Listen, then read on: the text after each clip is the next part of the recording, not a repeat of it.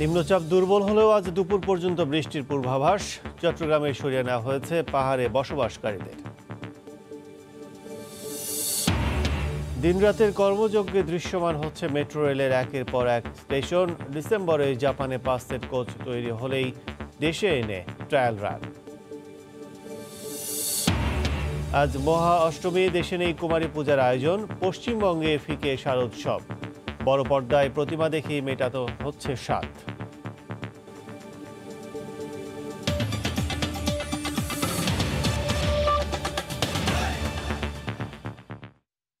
ভোরের সময় সঙ্গে আছে আমি কাজল আব্দুল্লাহ। বঙ্গোপসাগরে নিম্নচাপের প্রভাবে সারা দেশে গতকাল দিনভর দমকা হাওয়া সহ বৃষ্টি হয়েছে। সাগর উত্তাল থাকায় বন্ধ হয়ে গেছে চট্টগ্রাম বন্দরের বহির্নোঙরে পণ্য খালাস। এদিকে টানা বর্ষণে চট্টগ্রামে পাহাড় ধসের আশঙ্কায় তলদেশে বসবাসকারীদের নিরাপদ স্থানে সরিয়ে নেয় জেলা প্রশাসন। আজ দুপুর 12টার পর পরিস্থিতির উন্নতি হতে পারে বলে জানিয়েছে আবহাওয়া অধিদপ্তর। পার্থপ্রতিম বিশ্বাসকে সঙ্গে নিয়ে কমলদের রিপোর্ট।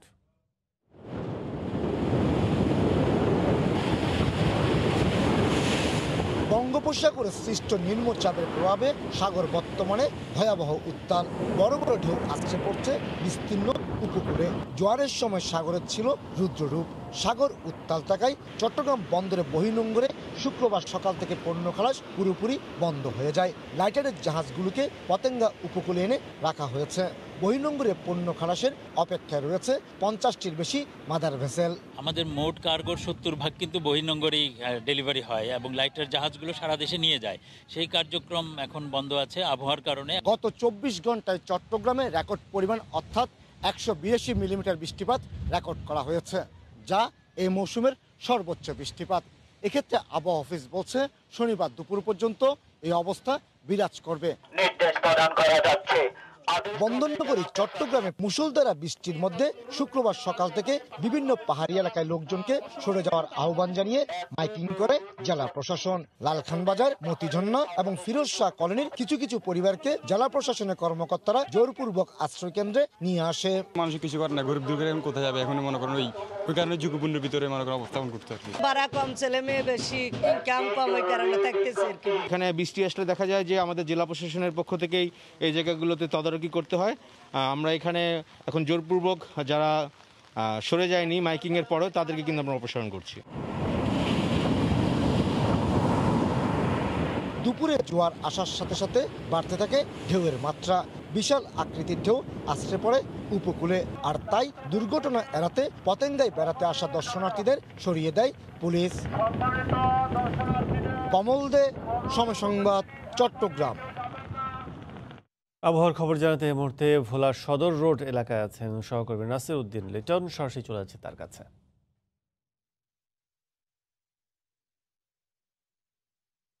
প্রভাবে ভোলায় আজও মেঘলা আকাশ বিরাজ করছে। গত 2 দিন মুষলধারে বৃষ্টি এবং দমকা হাওয়া থাকলেও আজ সকালে সেরকম পরিস্থিতি নেই, আকাশ মেঘলা রয়েছে, কোনো বৃষ্টি এখন নেই। গত মধ্যরাত পর্যন্ত ভোলার বৃষ্টি হয়েছে। আর এই ঘূর্ণিঝড়ের প্রভাবে সবচেয়ে বেশি লক্ষণ করা গেছে যে মেঘনা তেঁতুলিয়া নদী উত্তাল রয়েছে। এখানে 3 থেকে 4 ফুট পানি স্বাভাবিকের চেয়ে উচ্চতায় প্রবাহিত হচ্ছে।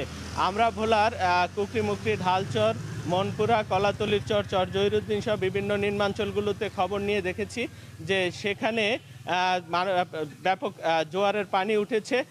অন্যান্য সময়ের চেয়ে, স্বাভাবিক সময়ের চেয়ে সেখানে 4 ফুটের বেশি পানি উচ্চতায় পানি প্রবাহিত হচ্ছে। এতে নিম্নাঞ্চল, ফসলি ক্ষেত জমি এগুলো প্লাবিত হয়েছে। আর এখানে ঘূর্ণিঝড়ের প্রস্তুতির কথা যদি বলি, কালকের দুপুরবেলা ভোলার জেলা প্রশাসন জরুরি সভা করেছে। সভা করে 8টি কন্ট্রোল রুম খুলেছে, এর মধ্যে 7 উপজেলা 7টি এবং জেলা সদরে 1টি। ঘূর্ণিঝড় প্রস্তুতি কর্মসূচির উপপরিচালকের সাথে আমাদের কথা হয়েছে। তারা 10,700 স্বেচ্ছাসেবী প্রস্তুত করেছে 704টি আশ্রয় কেন্দ্র। যদিও সেই রকম কোনো ঘূর্ণিঝড়ের প্রভাব এখনো ভোলার কোনো অঞ্চলে লক্ষ্য করা যায়নি। বিশেষ করে ভোলার এখনকার পরিস্থিতি যদি বলি, অন্য 2 দিন যেভাবে মানুষের আনাগোনা ছিল না, আজকের প্রথম সকালেই ভোলা শহরে মানুষের আসা যাওয়া বেড়েছে, যানবাহন চলাচল শুরু হয়েছে। এছাড়া আমরা খবর নিয়েছিলাম সাগরকুলের যে বসতি এলাকাগুলো রয়েছে, চর নিজাম, ঢালচর, চর পাতিলা, এই সমস্ত অঞ্চলগুলোতে, সেখানে স্থানীয় সরকার ইউনিয়ন পরিষদের মাধ্যমে যারা ঝুঁকিপূর্ণ এলাকায় রয়েছে সেই সমস্ত এলাকা থেকে লোকজনকে সরিয়ে আনার জন্য গতকালই নির্দেশনা দেওয়া হয়েছিল। সে নির্দেশনা অনুযায়ী সেখানে জলযান রেডি করা হয়েছে, প্রস্তুত রাখা হয়েছে যে তাদেরকে যেন দ্রুত সরিয়ে আনা যায়। তো এছাড়া যদি ঘূর্ণিঝড়ের আর অন্যান্য প্রভাবের কথা বলি, ভোলার বেড়িবাঁধগুলো, মনপুরার বেড়িবাঁধগুলো ঝুঁকিপূর্ণ অবস্থায় রয়েছে, সেগুলো যেন আর বেশি ক্ষতি না হয় সেজন্য পানি উন্নয়ন বোর্ড তা প্রস্তুতি নিয়েছে। তো এ ছিল ভোলা থেকে ঘূর্ণিঝড়ের প্রভাবের ভোলার সর্বশেষ খবরাখবর। ভোলা থেকে আমাদের সাথে যোগ দিয়েছিলেন সহকর্মী নাসির উদ্দিন লিটন। এদিকে বৈরী আবহাওয়ায় রাজধানীতে গতকাল কখনো কখনো ঝুম বৃষ্টি, গুড়ি গুড়ি বৃষ্টি হয়েছে। অনেক এলাকায় সৃষ্টি হয়েছে জলাবদ্ধতার, ভোগান্তিতে পড়েছেন নগরবাসী। হেমন্তের ভোরেও দেখা নেই সূর্যের। মেঘাচ্ছন্ন আকাশ, রাত থেকেই কখনো টিপটিপ আবার কখনো অঝোর ধারায় বৃষ্টির আনাগোনায় সিক্ত মাটি ও প্রকৃতি। হেমন্তেও প্রকৃতির এই বিষণ্ণ রূপের কারণ জানালো আবহাওয়া অধিদপ্তর। তারা বলছে বঙ্গোপসাগরে সৃষ্টি হয়েছে গভীর নিম্নচাপ। এর প্রভাবে বৃষ্টি ঝরছে রাজধানী সহ দেশের বিভিন্ন স্থানে। উপকূলীয় অঞ্চলে জলোচ্ছ্বাসের শঙ্কা জানিয়ে আরও 3 দিন বৃষ্টি অব্যাহত থাকবে বলে পূর্বাভাস দিচ্ছে আবহাওয়াবিদরা। নিম্নচাপের প্রভাবে সারা দেশেই আসলে ভারী থেকে অতি ভারী বর্ষণ, বজ্রপাত এগুলো ঘটবে। দ্বীপ ও চর সমূহের নিম্নাঞ্চল স্বাভাবিক জোয়ারের চেয়ে 3 থেকে 5 ফিট অধিক উচ্চতার বায়ুতাড়িত জলোচ্ছ্বাসে প্লাবিত হতে পারে। সমুদ্র বন্দরগুলোতে স্থানীয় হুঁশিয়ারি সংকেত কমানোর তথ্য জানিয়ে অধিদপ্তর বলছে নিম্নচাপটি ভারতের দিকে ধাবিত হচ্ছে। চট্টগ্রাম, কক্সবাজার, মংলা ও পায়রা সমুদ্র বন্দরকে 4 নম্বর স্থানীয় হুঁশিয়ারি সংকেত নামিয়ে তার পরিবর্তে 3 নম্বর স্থানীয় সতর্ক সংকেত দেখাতে বলা হয়েছে। অসময়ের এই প্রাকৃতিক বৈরী পরিস্থিতিতে রাতভর বৃষ্টির কারণে জলাবদ্ধতার সৃষ্টি হয় রাজধানীর বেশ কিছু এলাকায়। দুর্ভোগে পড়েন কর্মজীবী মানুষ। অনেক জায়গায় পানি জমে গেছে, মানে মোটামুটি খুব কষ্টকর হয়ে গেছে আর কি আজকে আসা। সব জায়গায় পানি পার হয়ে আসতেছে। একটু বৃষ্টি হলে এলো এই অষ্টাশি বন্যার মতন হয়ে যায়। প্রতিবার এরকম হয়, কেউ এটা দেখার নাই। অনেক কষ্ট, আমরা এদিকে গাড়ি চালাতে পারতাছি না এই পানির কারণে। একটু গর্তর মতো আছে, ওই গর্তগুলো এগুলো অনেক ড্রাইভারের পানি জমলে, বৃষ্টি হলে পানি জমলে এটি আর ফলো করে না। দুর্যোগপূর্ণ আবহাওয়ার কারণে ঝুঁকি এড়াতে নৌপথের কিছু রুটে বন্ধ রয়েছে ছোট আকৃতির নৌযান চলাচল। বিআইডব্লিউটি এর নির্দেশনায় আবহাওয়া স্বাভাবিক না হওয়া পর্যন্ত 65 ফিটের নিচে এবং একতলা বিশিষ্ট সব লঞ্চ চলাচল বন্ধ রাখতে বলা হয়েছে। নাজমুস সালেহী, সময় সংবাদ, ঢাকা। এই মুহূর্তে পটুয়াখালী নদীবন্দরে আছেন সহকর্মী মনির হোসেন বাদল, সরাসরি যাচ্ছে তার কাছে। বাদল, গত 2 দিন ধরে সমুদ্রের লঘুচাপের কারণে উপকূলীয় জেলা পটুয়াখালীতে প্রচুর পরিমাণ বৃষ্টিপাত দেখা যাচ্ছে। এই বৃষ্টিপাতের কারণে পটুয়াখালী উপকূলীয় জেলা পৌরসভা সহ বিভিন্ন এলাকায় পানিতে তলিয়ে গেছে। বিশেষ করে পৌরসভার যে রাস্তাঘাট রয়েছে, জলাশয় রয়েছে, সেগুলো পানিতে এখন পর্যন্ত হাঁটু পরিমাণ জল দেখা যাচ্ছে। এদিকে গত 2 দিন আগে আগুনমুখা নদীতে প্রচুর পরিমাণ ঢেউয়ের তোড়ে একটি স্পিড বোট 18 জন যাত্রী নিয়ে তলিয়ে গেছে। 13 জন এখনও উদ্ধার হলেও 5 জন যাত্রী এখন পর্যন্ত উদ্ধার করতে পারেনি প্রশাসন সহ এলাকাবাসী। তবে উদ্ধার কাজ চলছে বলে জানিয়েছে কলাপাড়া এবং পটুয়াখালী জেলা প্রশাসক। এদিকে ঘূর্ণিঝড় মোকাবেলায় পটুয়াখালী জেলা প্রশাসকের পক্ষ থেকে এক প্রস্তুতি সভা অনুষ্ঠিত হয়েছে গত 2 দিন আগে, গতকাল রাত্রে 8টায়। এতে প্রস্তুতি সভায় জেলায় প্রায় 700 সাইক্লোন শেল্টার প্রস্তুত রাখা হয়েছে। 700 সাইক্লোন শেল্টার সহ শুকনো খাবার এবং 110টি মেডিকেল টিম গঠন করা হয়েছে। পটুয়াখালীতে গত 2 দিন ধরে প্রচুর পরিমাণ বৃষ্টিপাত হয়েছে। এতে পটুয়াখালী আবহাওয়া অফিসের সাথে কথা বলেছি, তারা জানিয়েছে পটুয়াখালীতে 256 মিলিমিটার বৃষ্টিপাত হয়েছে। এদিকে সব কুয়াকাটা সমুদ্র সৈকত উত্তল রয়েছে। এদিকে আপনি জানেন যে আপনাকে একটু বিষয়টি জানিয়ে রাখি যে সমুদ্র উত্তাল থাকলেও মাছ ধরার ট্রলারগুলো নিরাপদে আশ্রয় নিয়েছে, কারণ প্রচলন মৌসুম হয় ট্রলারগুলো সাগরে মাছ ধরতে না যাওয়ায় ট্রলারগুলো মহিপুর এবং আলিপুর মৎস্য কেন্দ্রের উপকূলীয় নিরাপদ রয়েছে। এদিকে আপনাকে সর্বশেষ যে বিষয়টা আমি জানাতে চাচ্ছি যে গত 2 দিন আগে যে রাঙ্গাবালী কোরালিয়া উপজেলা থেকে যে একটি স্পিড বোট তলিয়ে গেছে 18 জন যাত্রী নিয়ে, এখনও 13 জন উদ্ধার হলো, 5 জন যাত্রী এখনও নিখোঁজ রয়েছে। এই 5 জন যাত্রীর ভিতর একজন পুলিশ রয়েছে এবং একজন এনজিও কর্মী এবং একজন কৃষি ব্যাংক কর্মকর্তা রয়েছে। আজ 2 দিন ধরে প্রচুর পরিমাণ উপকূলীয় যে বৈরী হাওয়া বইছে, এই বৈরী হাওয়ার কারণে এখন পর্যন্ত উদ্ধার কাজ চালাতে পারেনি প্রশাসন। তবে এখন পর্যন্ত উদ্ধার কাজ চলছে বলে বিষয়টা জানিয়েছে আমাকে পটুয়াখালী জেলা প্রশাসক। এছাড়া আমি এই বিষয়ে সর্বশেষ কথা বলেছি পটুয়াখালী নৌবন্দরের উপপরিচালক খাজা সাদিকুর রহমানের সাথে। তিনি যে আমাকে বিষয়টা জানিয়েছেন যে স্পিড বোটের যে স্পিড বোটটা এখানে আছে এই স্পিড বোটের বিরুদ্ধে তারা আইনানুগ ব্যবস্থা নিচ্ছেন এবং গত 2 দিন ধরে তারা যে উত্তাল থাকায় যে এখন পর্যন্ত যে উদ্ধার করতে পারেনি 5 জন যাত্রী, তাদের স্বজনরা হাহাকারি করছে। এই ছিল পটুয়াখালী নদীবন্দর থেকে আমার কাছে সর্বশেষ খবর। দিনরাতের কর্মযজ্ঞে দৃশ্যমান হয়ে উঠছে মেট্রো রেলের একের পর এক স্টেশন। অনেকটাই প্রস্তুত ডিপো এলাকা, ওয়ার্কশপ ও বিরতিতে ট্রেন রাখার ছাউনিও। উত্তরা থেকে আগ্রাগাঁও অংশে উড়াল পথ নির্মাণও প্রায় শেষ। প্রকল্প সংশ্লিষ্টরা বলছেন ডিসেম্বরের মধ্যেই জাপানে মেট্রোর 5 সেট কোচ তৈরি শেষ হবে। অগ্রাধিকার ভিত্তিতে এসব কোচ দেশে এনেই তারা ট্রায়াল রান শুরু করতে চান। আজহার লিমনের রিপোর্ট, ছবি তুলেছেন বাবুল হোসেন।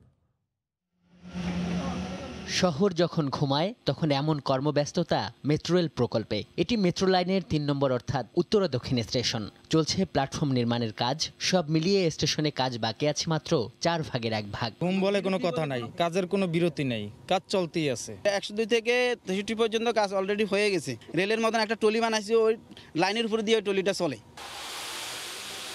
মেট্রো রেলের কিছু কাজ আছে যা দিনের আলোতে করা সম্ভব নয়। এই যেমন উড়াল পথের উপর প্লিন্থ কাস্টিং বা ঢালাইয়ের কাজ। এখানে উল্লেখ করা দরকার, সাধারণ রেল লাইনের মতো মেট্রো ট্র্যাকের এসব লাইনের উপর স্লিপার বসবে না। এই ঢালাই শেষে 45 সেন্টিমিটারের যে ভিত তৈরি হবে তার উপরই স্থায়ীভাবে বসিয়ে দেওয়া হবে এই রেল লাইনগুলোকে। উত্তরা থেকে আগারগাঁও অংশে রেল লাইন বসানোর প্রাথমিক কাজ শেষ হয়েছে 5 কিলোমিটার অংশে। তবে রেল ট্র্যাকের এমন প্লিন্থ ঢালাই শেষ হয়েছে 2.5 কিলোমিটার। নির্মাণযজ্ঞের সঙ্গে সংশ্লিষ্ট কর্মকর্তারা বলছেন তাপমাত্রার কারণেই এসব কাজ রাতে করা হয়। Day time we will do the track linking, shuttering, TMT bar fixing, and in night time after 12:30 we start the concrete pouring. এই অংশে বিদ্যুৎ সঞ্চালন সিস্টেম নির্মাণের কাজও চলছে পুরোদমে। একের পর এক এগোচ্ছে স্টেশন নির্মাণের কাজ। 9টা স্টেশনের কাজই আমাদের চলমান, তবে প্রোগ্রেস এই অংশে বেশ ভালো। ওই অংশগুলো যেহেতু পর্যায়ক্রমে অগ্রগতি হচ্ছে, ওখানেও প্রোগ্রেস চলছে। প্রকল্পের ব্যবস্থাপনা পরিচালকের দাবি, সার্বিকভাবে চলমান প্রকল্পে অর্ধেকের বেশি কাজ শেষ হয়েছে। সিস্টেমের যে যন্ত্রপাতি যেগুলো আছে, যন্ত্রপাতির অধিকাংশই আমাদের ডিপোতে এসে পৌঁছেছে। শেষের দিকে যে কাজগুলো করার কথা, সেই কাজগুলোই এখন আসলে মূলত হচ্ছে। ইতিমধ্যে আমাদের 2টা মেট্রো ট্রেনের নির্মাণ কাজ জাপানে সম্পন্ন হয়েছে। বাকি 3টার অর্ধেকের বেশি কাজ শেষ হয়ে গিয়েছে। এই নির্মাণ কাজ শেষ হয়ে গেলে আমরা এগুলিকে বাংলাদেশে নিয়ে আসার জন্য উদ্যোগ গ্রহণ করব।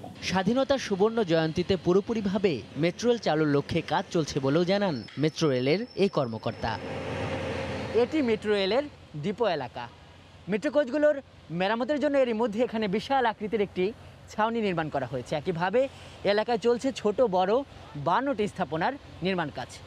প্রকল্প সংশ্লিষ্টরা বলছেন এই অংশে আর মাত্র 4 ভাগের 1 ভাগ কাজ বাকি রয়েছে। আজহার লিমন, সময় সংবাদ। বিএনপি চেয়ারপারসন বেগম খালেদা জিয়ার কারাদণ্ডাদেশ স্থগিত হওয়া বিএনপির আন্দোলনের ফসল নয়, বরং প্রধানমন্ত্রী শেখ হাসিনার মানবিকতা বলে মন্তব্য করেছেন আওয়ামী লীগের সাধারণ সম্পাদক ওবায়দুল কাদের। গতকাল সকালে ধানমন্ডিতে দলীয় কার্যালয়ে এক মতবিনিময় সভায় কথা বলেন তিনি। ওবায়দুল কাদের বলেন, নির্বাচনকে প্রশ্নবিদ্ধ করা ছাড়া তাদের আর কোনো লক্ষ্য নেই।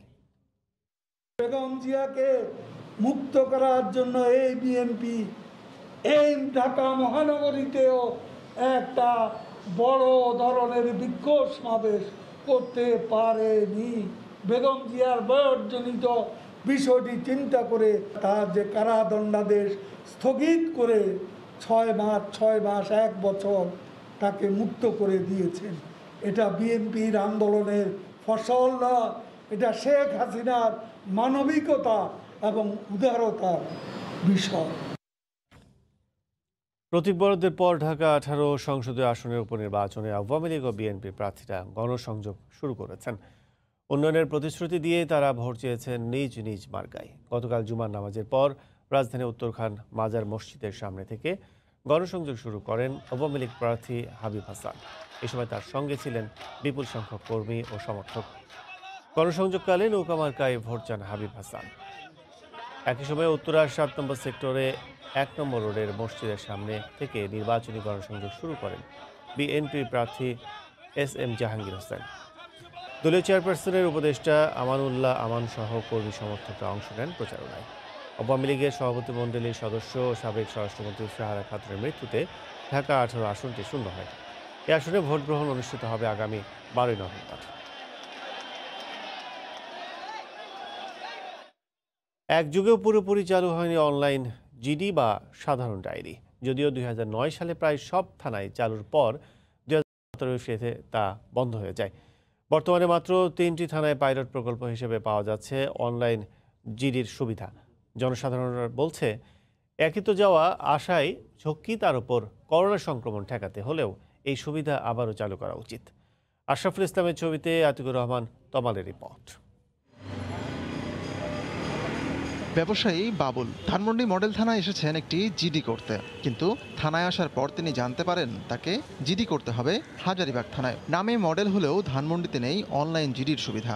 ওনারা বলছে যে আমাদের এরিয়াটা এখানে না, এই ওইলো হাজারীবাগ থানায় পড়ছে, ওইটা অনলাইনে জানতে পারলে আর আমরা এখানে লাগতো না। শুধু ধানমন্ডি নয়, জিডি সংক্রান্ত সরকারি ওয়েবসাইটে গেলে দেখা যায় কলাবাগান, সূত্রাপুর ও ক্যান্টনমেন্ট ছাড়া ডিএমপিতে আর কোনো থানায় এই সুবিধা নেই।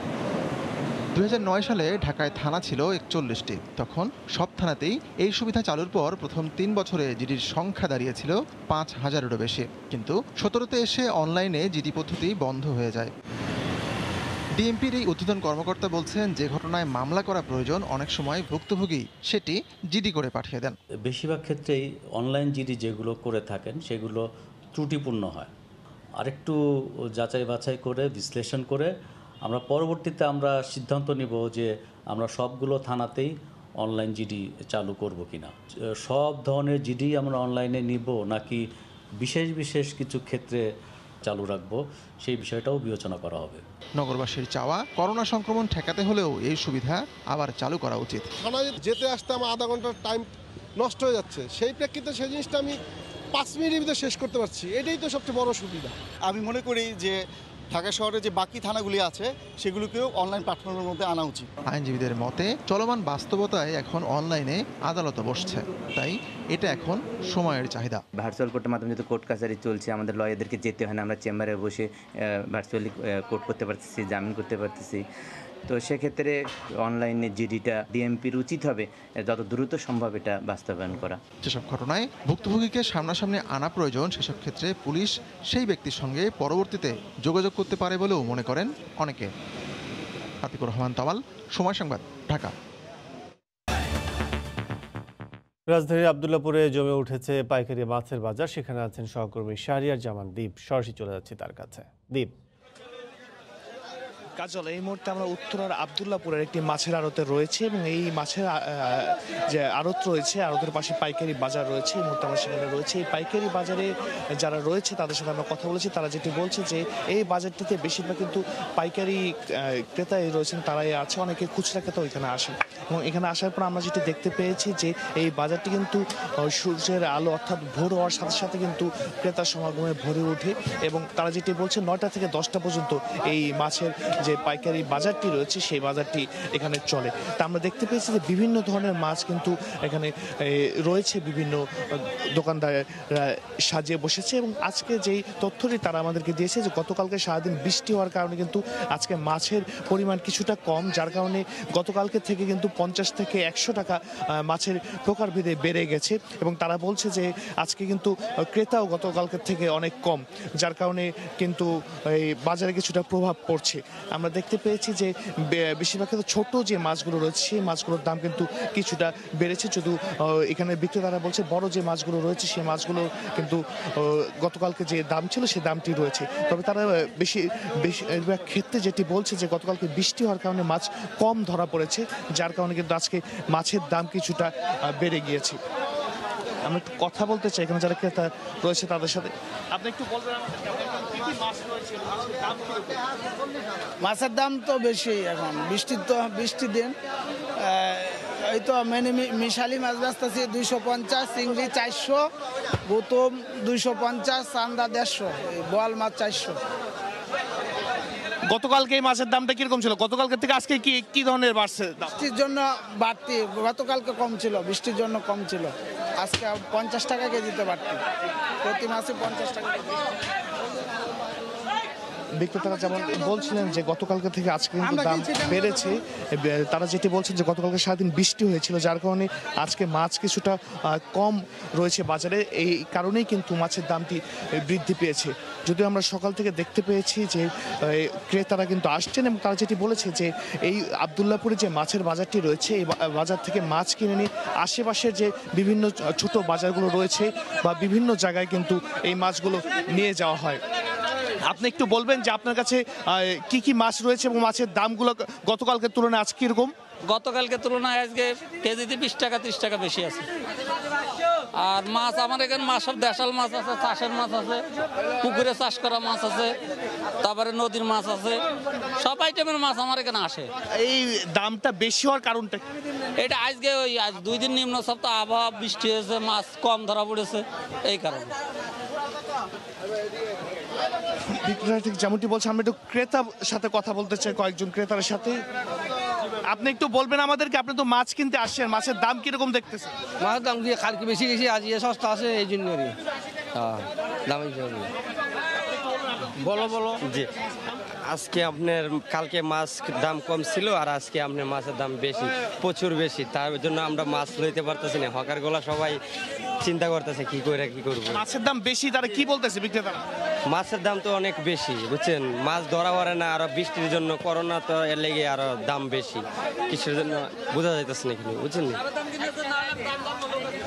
ঠিক ক্রেতা বিক্রেতা উভয় যেটি বলছেন যে গতকালকে থেকে আজকের দাম কিন্তু মাছের দাম কিছুটা বেশি রয়েছে, এবং তারা যেটি বলছেন যে গতকালকে যেহেতু সারাদিন বৃষ্টি হয়েছে যার কারণে কিন্তু আজকে মাছের দাম বেশি। আমরাও কিন্তু পুরো বাজার ঘুরে দেখতে পেয়েছি যে মাছের প্রকার ভেদ অনুসারে 50 থেকে 100 টাকা পর্যন্ত গতকালকের থেকে বেশি বিক্রি হচ্ছে। অর্থাৎ গতকালকে যে মাছটি 300 টাকা বিক্রি করা হয়েছিল আজকে 350 টাকা, অনেক ক্ষেত্রে 400 টাকা পর্যন্ত বেশি দামে কিন্তু বিক্রি করা হচ্ছে। তবে সেক্ষেত্রে আমরা আবার কয়েকটি দোকানে দেখতে পেয়েছি যে গতকালকে দামেও তারা বিক্রি করছে। তারা যেটি বলছে গতকালকে বৃষ্টি ছিল, ক্রেতা কম ছিল, যার কারণে কিন্তু এই কম দামে বিক্রি করা হয়েছে। একটি বিষয় জানিয়ে রাখতে চাই, এই যে মাছের পাইকারি বাজারটি রয়েছে এই বাজার থেকে কিন্তু আমরা দেখতে পেয়েছি যে বড় বড় বিভিন্ন প্রতিষ্ঠানের জন্য কিন্তু এখান থেকে মাছ কিনে নিয়ে যাওয়া হচ্ছে, এবং অনেক ক্ষেত্রে তারা যেটি আমাদেরকে বলেছেন যে এখানকার যারা দোকানিরা রয়েছেন তাদের সাথে মাছ ভিত্তিক তারা চুক্তিতে এই মাছগুলো কিনে নিয়ে যায় সকালবেলা। এবং যে পাইকারি বাজারটি রয়েছে এই বাজারটি কিন্তু সকাল 9টা থেকে 10টা পর্যন্ত এখানে চলে, এবং সকাল যতটুকু জানতে পেরেছি 5:30 থেকে 6টার মধ্যে কিন্তু এই পাইকারি বাজারটি এখানে বসে যায়। আমরা দেখতে পেয়েছি এখানে যেমন ছোট বিভিন্ন প্রজাতির মাছ রয়েছে, বড় কিন্তু নানা ধরনের মাছ রয়েছে, বিভিন্ন সামুদ্রিক মাছও কিন্তু তারা বিক্রি করছে। এবং আমরা দেখতে ছোট যে মাছগুলো রয়েছে তার থেকে বড় যে মাছগুলো রয়েছে সেই মাছগুলো তুলনামূলক কিন্তু দাম গতকালকের থেকে কিছুটা কম বা গতকালকের মতো রয়েছে। আপনি একটু বলবেন আপনার এখানে কি কি ধরনের মাছ আছে আর দাম কিরকম, গতকালকের মতোই আছে না আজকে বেড়েছে? না, গতকালকের চেয়ে আজকে অনেকটা কম, কারণ গতকালকে বারে শুক্রবার ছিল যার কারণে পাইকার পত্রের চাহিদা ছিল, আর আজকে পাইকার পত্র একটু বাজারে কম আর মাছও খুব কম, যার কারণে মাছের দামও আজকে কম। আর পাওয়া যায় হচ্ছে আইর বোয়াল, মানে নদী নালার মাছ আর সামুদ্রিক মাছ। এখানে আসলে বিক্রেতারা কিন্তু বিভিন্ন ধরনের কথা বলছেন যে সামুদ্রিক বা বড় যে মাছগুলো রয়েছে সেই মাছগুলো কিন্তু দাম তারা যেটি বলছেন যে গতকালকে যেটি ছিল সেটি আছে, অনেক ক্ষেত্রে আজকে কমেছে, কিন্তু ছোট যে মাছগুলো রয়েছে সেই মাছগুলোর দাম কিন্তু অনেকটা বেড়ে গিয়েছে। এবং ক্রেতারাও ঠিক আমাদেরকে কিন্তু একই কথা বলছেন যে তারা কিন্তু বাজার ঘুরেছেন এবং তারা বলছেন যে গতকালকের থেকে আজকে কিন্তু এই মাছের দাম কিন্তু বৃদ্ধি পেয়েছে। এবং সেক্ষেত্রে তারা যেটি বলছেন, বিক্রেতা তাদেরকে বলছে গতকালকে বৃষ্টি হয়েছিল যার কারণে আজকে মাছ কম ধরা পড়েছে, বাজারে আজকে মাছ কম, যার কারণে মাছের দাম বৃদ্ধি পেয়েছে। তবে কিন্তু আমরা সকাল থেকেই দেখতে পেয়েছি যেখানে কিন্তু ক্রেতার সমাগম অনেক বেশি এবং এখানকার যারা বাজার কর্তৃপক্ষ রয়েছে তারা যেটি বলছেন এখান থেকে মাছ কিনে নিয়ে আশেপাশের যে বিভিন্ন বাজারগুলো রয়েছে সেই বাজারগুলোতে বিক্রি করেন। এবং এই যেই বাজারটিতে আমরা রয়েছে আবদুল্লাপুরের, সেখান থেকে বেশিরভাগই কিন্তু পাইকারি যারা ক্রেতা আছে তারা কিনে নিয়ে যায়। এবং এছাড়াও বিভিন্ন আশেপাশের যে বিভিন্ন ব্যবসায়ী প্রতিষ্ঠান বা বড় বড় যে প্রতিষ্ঠানগুলো রয়েছে সেই প্রতিষ্ঠানগুলোতেও কিন্তু এখান থেকে মাছ কিনে নেওয়া যায়। অর্থাৎ সার্বিকভাবে যে এই বাজারটি রয়েছে এই বাজারটি দীর্ঘদিন ধরে এখানে রয়েছে এবং প্রতিদিন ভোরবেলা এই বাজারটি বসে এবং 9টা থেকে 10টার মধ্যে এই বাজারের যে কার্যক্রম রয়েছে সেই কার্যক্রমটি শেষ হয়ে যায়। তো কাজ এই ছিল আসলে আমার কাছে সেখান থেকে সব শেষ। আবদুল্লাপুরের মাছ বাজার থেকে আমাদের সাথে সবশেষ অবস্থা সেখানে বেচাকেনা জানাচ্ছিলেন সহকর্মী শাহজামান দ্বীপ। পেঁয়াজ উৎপাদনের স্বয়ংসম্পূর্ণতা অর্জনে অঞ্চলভিত্তিক চাষাবাদ এলাকা তৈরি করতে যাচ্ছে সরকার। কৃষি মন্ত্রণালয় বলছে ফরিদপুর, পাবনা, নাটোর সহ বিশেষ কিছু এলাকায় কৃষি কর্মকর্তাদের সার্বক্ষণিক তদারকির সঙ্গে থাকবে প্রয়োজনীয় সংরক্ষণ ব্যবস্থাও। উৎপাদন বৃদ্ধিতে মাঠ পর্যায়ে উন্নত বীজ সরবরাহের কথাও ভাবছে মন্ত্রণালয়। সরকারি হিসেবে দেশে বছরে পেঁয়াজের চাহিদা 25 লাখ মেট্রিক টন, বিপরীতে চলতি বছর উৎপাদন হয়েছে 24 লাখ টন। তবে সংগ্রহ ও সংরক্ষণ ঘাটতি 25% বাদে বাৎসরিক উৎপাদন প্রায় 19 লাখ মেট্রিক টন। এই ঘাটতি মেটাতে পুরোপুরি নির্ভর করতে হয় ভারতের উপর। ফলে রপ্তানি বন্ধ করলেই বাজার কারসাজিতে নেমে পড়েন ব্যবসায়ীরা। এই অবস্থায় আবাদ বাড়িয়ে স্বয়ংসম্পূর্ণতা অর্জনে নির্ধারণ করা হয়েছে 3 বছরের সময়সীমা। ভারতের উপর আমরা খুব বেশি ডিপেন্ড করতে চাই না, বিশেষ করে পেঁয়াজের জন্য।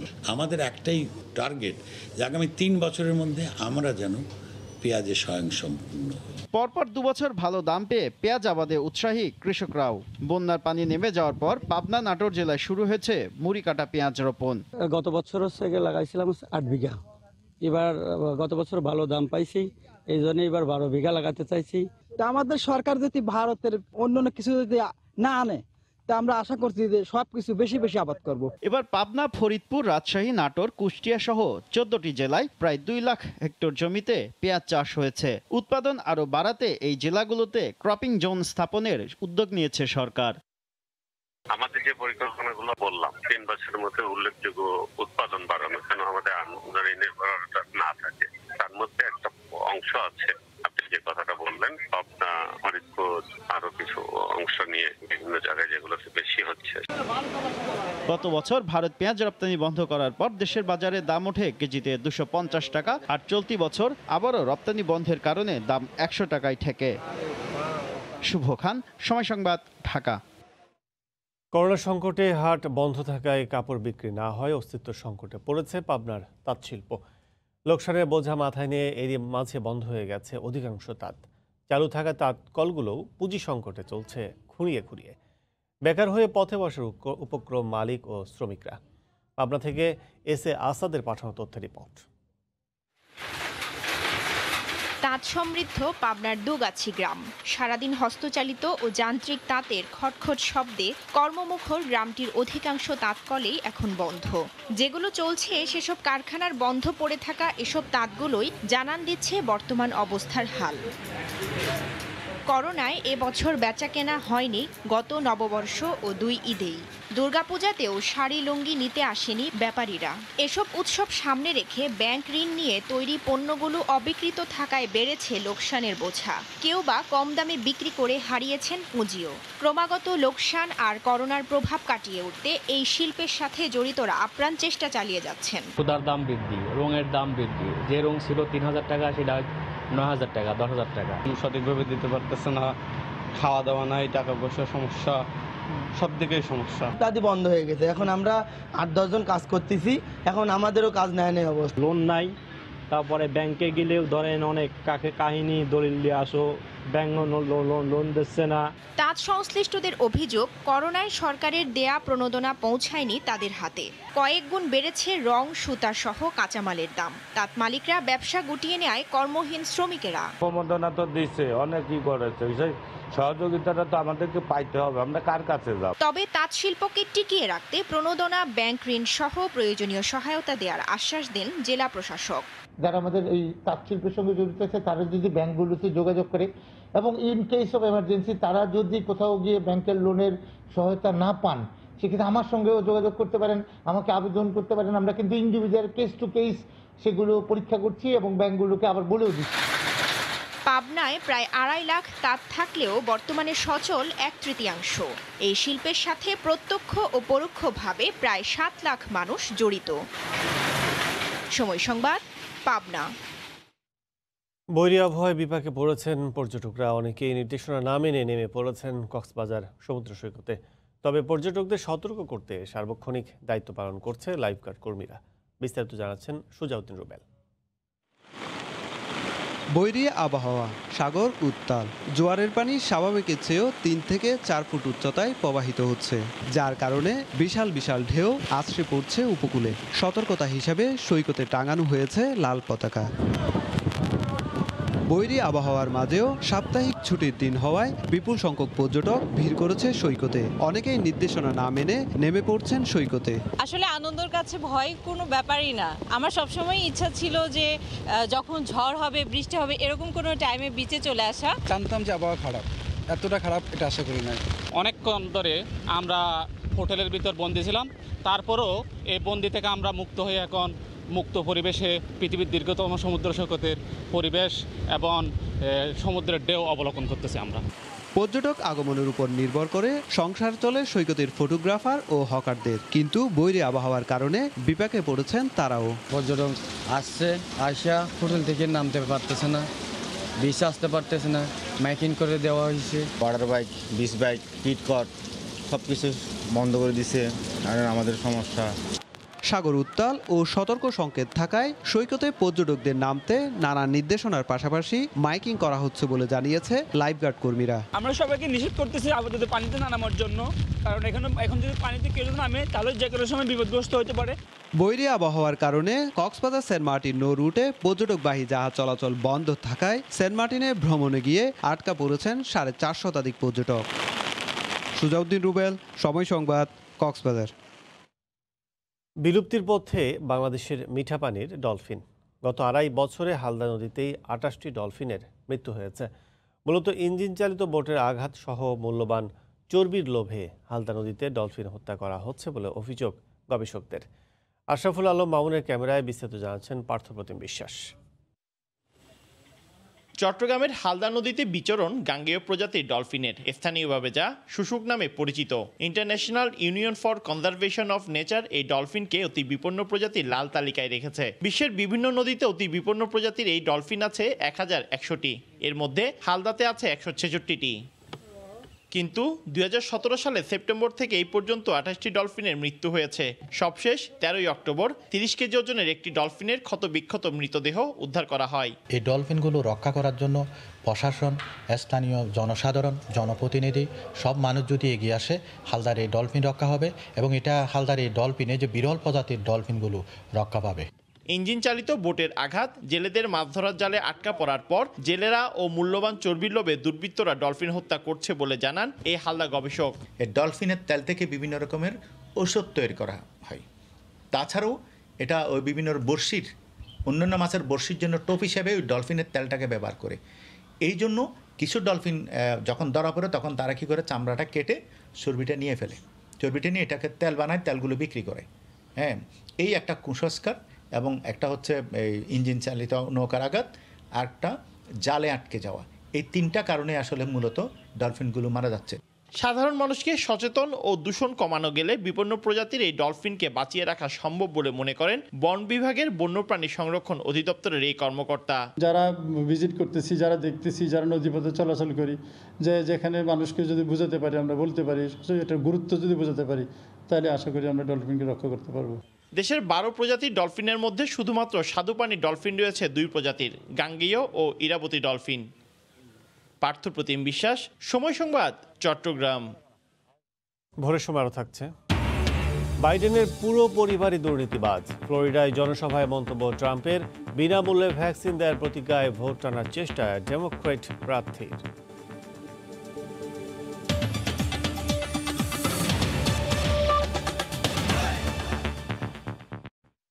ফেনী শহরের পূর্ব মৎস্য আড়তে প্রতিদিন দেশে বিভিন্ন প্রান্ত থেকে বিপুল পরিমাণ মাছ আসে। ভোরে বিক্রির হাঁক ডাকে সরগরম হয়ে ওঠে বাজার। শুক্রবার দুর্যোগপূর্ণ আবহাওয়ার কারণে বাজারে মাছ কিছুটা কম আসায় দাম ছিল বেশি। তারপরও ক্রেতাদের ছিল উপচে পড়া ভিড়। জুলহাস তালুকদারের ক্যামেরায় আরও জানাচ্ছেন আতিয়ার সজল। মাছের জমজমাট বেচাকেনা প্রতিদিনই। কাকডাকা ভোর থেকে মাছ আসতে শুরু করে এখানে। ফেনীসহ আশপাশের জেলার লাগোয়া উপজেলার মানুষের মাছের চাহিদার ৭০ ভাগ যোগান হয় সোনাগাজী সহ বিভিন্ন এলাকার মাছ দিয়ে। এই চাহিদার প্রায় ৯০ ভাগই পৌরসভার মৎস্য আড়তের পাইকারি ব্যবসায়ীদের কাছ থেকে খুচরা ব্যবসায়ীদের মাধ্যমে চলে যায় ভোক্তাদের কাছে। তবে দুর্যোগপূর্ণ আবহাওয়ার কারণে মাছের যোগান কম থাকায় অন্য দিনের তুলনায় দাম ছিল আজ কিছুটা বেশি। খারাপ আবহাওয়ার কারণে গত ২ দিন থেকে মাছের রেট একটু বাড়তি, মাছের আমদানি কম। তেলাপিয়া কিনতাম ১০০ টাকা, ওই তেলাপিয়া হয়েছে ১২০ টাকা। পাঙ্গাস কিনতাম ৮০ টাকা, ওই পাঙ্গাস হয়েছে ৯০ টাকা, ১০০ টাকা। আর এসব মাছের গুণগত মান ঠিক রাখতে কঠিন বিধিনিষেধ রয়েছে বলে জানান ব্যবসায়ী নেতারা। আমাদের সংগঠনের নির্দেশনা আছে, পিরানা, অস্ট্রেলিয়ার মাগুর এবং জেলিযুক্ত কোনো মাছ আড়তে বিক্রি হবে না, এবং এর মাছ যদি কেউ বিক্রি করে তার বিরুদ্ধে আইনানুগ ব্যবস্থা গ্রহণ করব। ফেনীর এই মৎস্য আড়তে প্রতিদিন প্রায় ১.৫ কোটি টাকার উপরে মাছ বিক্রি হয়। ইলিশ মৌসুমে সেই বিক্রি প্রায় ২ কোটি টাকায় গিয়ে ঠেকে বলে জানিয়েছেন এখানকার ব্যবসায়ীরা। আতিয়ার সজল, সময় সংবাদ, ফেনী। রাজশাহীর মহিশাল বাড়ি মাছের বাজার। এই মুহূর্তে সেখানে আছেন রিপোর্টার রাকিবুল হাসান। সরাসরি যাচ্ছে তার কাছে। রাকিব, আরো অনেক আছে।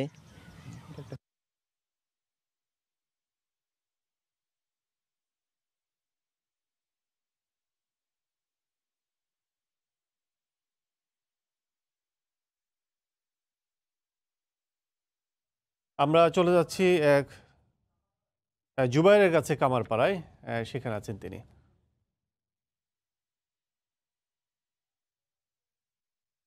সংকট তৈরি হয়েছে। আমরা এই মুহূর্তে আছি রাজধানীর আশুলিয়ায়।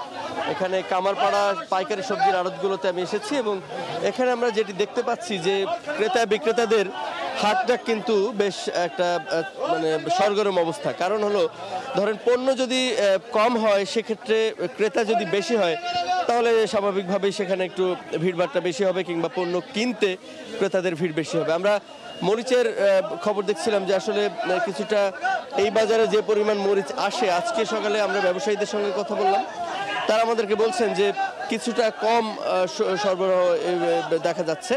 আরেকটি জিনিস আমরা লক্ষ্য করছি যে বাজারে অন্যান্য সবজি, যেমন শীতকালীন যেসব সবজিগুলো আসে আগাম সবজি, সেগুলো কিছুটা যেগুলো আসছিল সেটি কিন্তু একটু বাধাগ্রস্ত হয়েছে। কারণ টানা বৃষ্টিতে আসলে এই সবজির উৎপাদন কিংবা সেখানে সেই প্রক্রিয়া একটু ব্যাহত হওয়ার কারণে এটি আমরা দেখতে পাচ্ছি যে একটু সংকট তৈরি হয়েছে।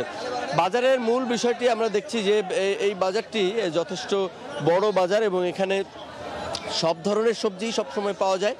সেক্ষেত্রে ব্যবসায়ীরা সবসময় চিন্তা করেন যে আসলে ন্যূনতম লাভে এখান থেকে পণ্যগুলো বিক্রি করে ফেলতে। কিন্তু আজকের বাজারে আমরা দেখছি যে এক একটি দোকানে পণ্য কিনতে প্রচুর ক্রেতাদের ভিড়, এবং এখানে মূলত যারা ক্রেতা আসেন তারা সবাই রাজধানীর অন্যান্য এলাকায় খুচরা বাজারে বিক্রি করেন এবং তারা এখান থেকে পণ্য কিনে নিয়েই সেখানে বিক্রি করেন। তো স্বাভাবিকভাবে এই প্রক্রিয়ায় যে দামের যে তারতম্য সেটি বিচার করার জন্য বা সেটি বিশ্লেষণ করার জন্য বা ক্রেতাদের কাছে কিন্তু কোনো অপশন থাকে না, যে কারণে অনেক ক্রেতাই উত্তরা, আশুলিয়া, কামারপাড়া, আবদুল্লাপুর এই অঞ্চলে যারা বাসিন্দা তারাও অনেকটা সকালবেলা ভোরবেলা এসে এখান থেকে নিজেদের প্রয়োজনীয় সবজি বাসা বাড়ির জন্য কিনে নেন। এটি মূলত যেটি হচ্ছে যে পাইকারি বাজারে সবজির আড়তগুলোতে যারা পাইকার আছেন বা যারা খুচরা বাজারে বিক্রি করেন তারা আছেন, তাদের সাথে সাথে এই যে এই মানুষগুলো আসলে যারা এখানকার স্থানীয় বাসিন্দা তারাও কিন্তু এখান থেকে কিনছেন। তো সেক্ষেত্রে আসলে ভিড়টা একটু বাড়তি। এবং এখানে আমরা খুবই লক্ষণীয় যেটি দেখলাম যে এই যারা ব্যক্তিগত ব্যবহারের জন্য বা ব্যক্তিগত প্রয়োজনে সবজি কিনতে আসছেন তারা কিন্তু আসলে কিছুটা কনফিউশনে পড়ে যান যে আসলে খুচরা বাজারের দাম এবং পাইকারি বাজারের দামে তারা আসলে খুব একটা মিল পান না। তো এই মিল না পাওয়ার ক্ষেত্রে আমরা দু একজন ব্যবসায়ীর সাথে কথা বলেছিলাম। আমি এখন এই মুহূর্তে একজন ব্যবসায়ী আছেন আমাদের সাথে, আমি ওনার সাথে একটু কথা বলতে চাই। আজকে আমরা দেখছি যে আপনাদের পক্ষ থেকে বলা হচ্ছে যে টানা বৃষ্টির কারণে সবজি সরবরাহে একটু ঘাটতি সৃষ্টি হয়েছে এবং কয়েকটি সবজির দামও একটু বেড়েছে, এটি আসলে কেমন? কয়েকটা সবজির দাম বেড়েছে, কয়েকটা ঘাটতি মানে দাম কমে গিয়েছে। কোন কোন সবজিগুলোর দাম একটু বাড়তির দিকে একটু বলবেন কি? সবজি বাড়তি উজ্জে করলা এই দুটো, আর বাদ বাকি যত মাল আছে সব কম। এই পাইকারি এবং খুচরা বাজারের যে দামের তারতম্য সেটি কেন দূর হচ্ছে না? আপনাদের এখান থেকে পণ্য কিনে বাইরে যখন যাচ্ছে তখন একটু বেশি দামে বিক্রি হচ্ছে, যেটি আসলে স্বাভাবিক না। এটা কেন হচ্ছে? এদের হচ্ছে অনেক খরচ বেশি, এই বাজার থেকে মাল নিয়ে যাতে বাজার থেকে বেরোতেই নাকি 20 টাকা। তারপরে এই টাকাটা কারা নেয়? এই টাকায় বাজার পক্ষ থেকেই নেয়, ওই যে মাল রাখার জন্য। এদের আবার বাড়তি খরচা আছে, আবার যেখানে মাল বেচেছে সেখানেও তাদের খরচা আছে। তো এই জন্য এদের একটু বেশি দামে যা কিনে নিয়ে যায়, এছাড়া ডবল দামে বেচতে হবে। 20 টাকায়। আপনারা শুনছিলেন যে উনি বলছিলেন যে এই বাজার থেকে সবজি বের হওয়ার ক্ষেত্রে এক ধরনের একটা চাঁদার প্রচলন রয়েছে, যে কারণে সবজির দাম কিছুটা বেড়ে যায়। আসলে সব বাজারগুলোতে আমরা দেখেছি যে এই ধরনের একটি প্রথা দীর্ঘদিন ধরে চলে আসছে। যারা আসলে বাজারের সংশ্লিষ্ট লোকজন না, কিন্তু তারপরেও তারা এখান থেকে বিভিন্ন অঙ্কের টাকা তোলেন এবং এখান থেকে সবজির ভ্যান বা কিছু একটা বাইরে বের হতে গেলেই তাদেরকে এই টাকাটা দিতে হয়, যে কারণে আসলে আমরা লক্ষ্য করছি যে অনেকে এটিকে ঠিক অজুহাত বলা যায় না, আসলে এটিকে একটি কারণ হিসেবে তারা দাঁড় করান যে কারণে দামটা বেড়ে যায়। কিন্তু আসলে তারপরেও আমরা যেটি দেখছি যে এখানে আমরা দেখলাম আজকে বেগুন বিক্রি হচ্ছে 60 থেকে 65 টাকা। এই একই বেগুন এখান থেকেই কিনে নিয়ে একজন বিক্রেতা আমাদেরকে জানালেন তাকে 80 থেকে 90 টাকা দরে বিক্রি করতে হবে। তো আসলে এখন সবজির একটা ভরা মৌসুম আসছে, ঠিক এই ভরা মৌসুমের মুখেই এ ধরনের একটি বৃষ্টি এবং এই বৈরী আবহাওয়ার কারণে সরবরাহে কিছুটা সংকট পড়বেই, এটি সহজেই অনুমেয়। এবং এর কারণে বাজারে আসলে দামের ক্ষেত্রে আমরা শুনলাম যে একটু প্রভাব পড়ছে। আর যে আপনি এখন যে সবজিটা দেখতে পাচ্ছেন এটি টমেটো, এবং এগুলোর বেশিরভাগই আমদানি করা ইন্ডিয়া থেকে এসেছে। এবং এই সবজিগুলোর ক্ষেত্রেও আমরা বলা হচ্ছে যে ইন্ডিয়া পেঁয়াজ দেওয়ার ক্ষেত্রে যে ধরনের একটি গড়িমসি বা সময় মতো দিচ্ছে না, কিন্তু অন্যান্য সবজি যেমন মরিচ, টমেটো এগুলো কিন্তু খুবই নিয়মিতভাবেই ভারত থেকে আসছে। তো সেক্ষেত্রে একটা কথা বলা যায় যে আসলে সেখানেও হয়তো সরবরাহে কিছুটা ঘাটতি রয়েছে, যে কারণে তারা আসলে পেঁয়াজটা সেভাবে সরবরাহ করছে না। আজকে এই বাজারেও আমরা খবর নিয়েছিলাম 75 থেকে 80 টাকা দরে পেঁয়াজ বিক্রি হচ্ছে, যেটি আসলে এখনো পর্যন্ত ঠিক নিয়ন্ত্রণে যে এসেছে সেটি বলা যাবে না, কারণ বাজারে যখন দাম ঊর্ধ্বগতি হয়েছিল সেটি একবারে প্রায় 100 টাকার কাছাকাছি গিয়ে ঠেকেছিল। সেখান থেকে কিছুটা কমলেও আসলে একেবারে যে পুরোপুরি আগের অবস্থায় চলে এসেছে সেটি কিন্তু বলা যাবে না। আপনারা দেখছেন শীতের আগাম সবজি যেমন শিম, মূলা, টমেটো এগুলো আসতে শুরু করেছে, কিন্তু বাজারে আসলে এই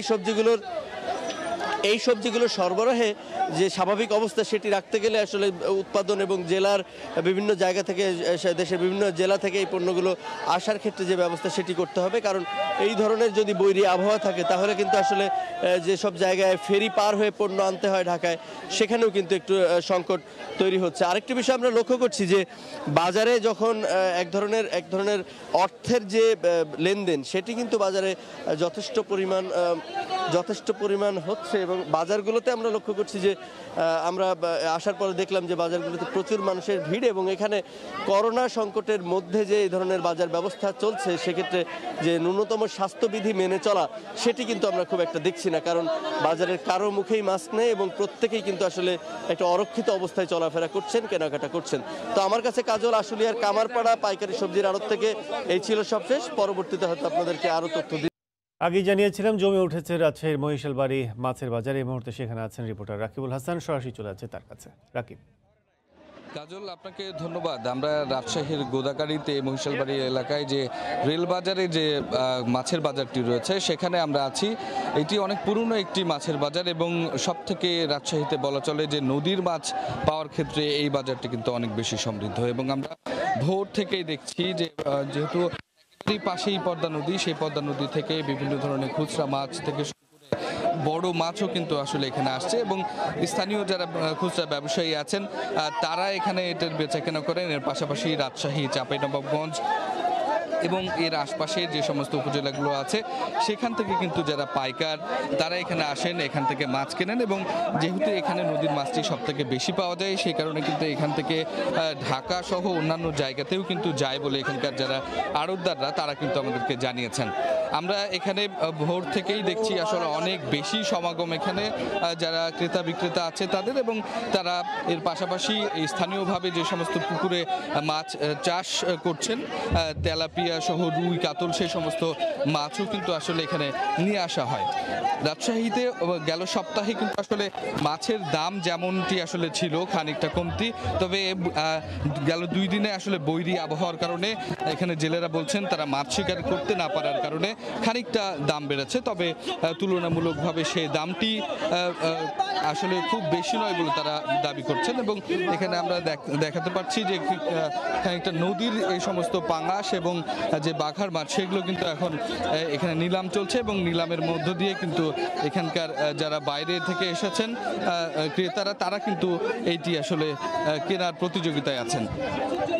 এছাড়া কাজল আমি একটু জানিয়ে রাখি আপনাদেরকে যে আসলে প্রায় অর্ধশত বছরেরও পুরনো এই বাজারটিতে কিন্তু চাঁপাইনবাবগঞ্জ, রাজশাহীর পবা উপজেলা এবং গোদাগাড়ির যে সমস্ত জেলেরা আছে তারা কিন্তু আসলে এখানে আসেন এবং তাদের রাতভর যে নদীতে যে মাছ শিকার করেন সেই মাছগুলো কিন্তু এখানে নিয়ে আসেন এবং প্রত্যেকটা জায়গায় কিন্তু প্রত্যেকটি আড়তের আলাদা আলাদা একটি গুণ আছে যে আসলে তারা বিভিন্ন ধরনের, কেউ বড় মাছ রাখছেন, কেউ খুচরো মাছ রাখছেন, কেউ নদীর মাছ এবং কেউ শুধুমাত্র পুকুরের মাছ। এখন আমরা যে মাছটি আসলে দেখাতে পারছি আপনাদেরকে সেটি আসলে নদী থেকে ধরা হচ্ছে একটি কাতল মাছ। এটি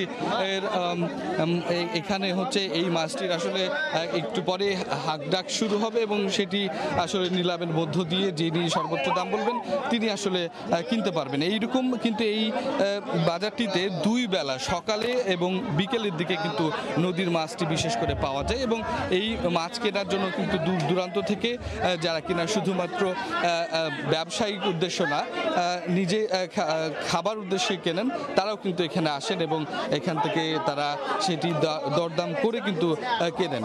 এখন আমরা যে মাছগুলো দেখতে পাচ্ছি পুঁটি মাছ, তারপরে হচ্ছে এখানে যে পাবদা মাছগুলো আছে সেগুলো কিন্তু আসলে স্থানীয় যে সমস্ত বিলগুলোতে পানি কমে গেছে সেখান থেকে আসলে এগুলো সংগ্রহ করা হচ্ছে।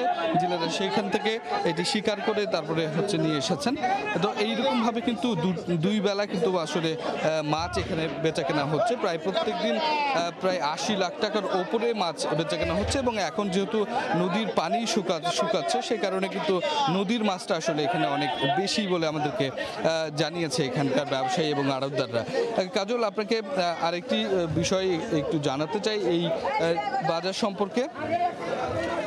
যে এই বাজারে কিন্তু আসলে যে 2 বেলা যে নদীর মাছটি পাওয়া যায় সেই 2 বেলা নদীর মাছের মধ্যে কিন্তু বিকেলের দিকে কিন্তু আসলে খুচরো মাছ বা যে সমস্ত নদীর একেবারে ছোট ছোট মাছ সেগুলো সব থেকে বেশি পাওয়া যায়। তার মধ্যে চিংড়ি রয়েছে, খয়রা মাছ রয়েছে, এছাড়া যে মাছগুলো আসলে অনেক বেশি সংরক্ষণ করে রাখেন অনেকে এবং সেটি বাইরে নিয়ে যাওয়ার জন্য কিন্তু তারা একটা প্রক্রিয়াজাতের মধ্য দিয়েই কিন্তু আসলে তারা নিয়ে যায় এবং পাশেই একটি বরফ কল আছে সেখান থেকে সেই বরফগুলো নিয়ে এসে কিন্তু এখানে জমিয়ে রেখে সেটি নিয়ে যাওয়া হচ্ছে।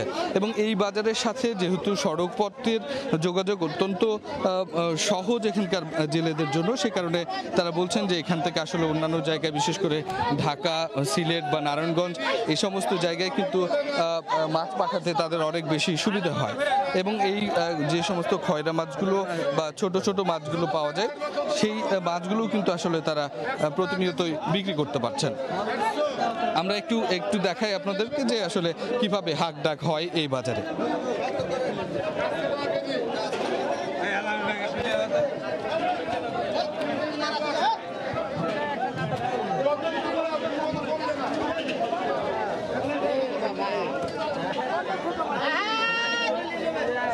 কাজল এইভাবে কিন্তু আসলে যে খুচরো মাছগুলো আছে সেই মাছগুলো কিন্তু এখানে নিয়ে আসা হয়, নিয়ে আসার পরে অনেক জেলে আছেন যারা কিনা সমবায় ভিত্তিতে আসলে মাছ শিকার করে তারপরে একসঙ্গে বিক্রি করেন এবং ছোট ছোট ভাবে যারা মাছ বিক্রি করেন, যাদের আসলে নৌযান নেই, তারা যাদের নৌযানটি আছে বা নৌকো আছে তারা সেই নৌকোয় করে কিন্তু নদী থেকে মাছ সংগ্রহ করে তারা কিন্তু এখানে নিয়ে আসেন এবং নিয়ে আসার পরে সেটি বিক্রি করার পরে তারপরে যার যতটুকু অংশ সেই অংশটুকু আসলে তারা নেন।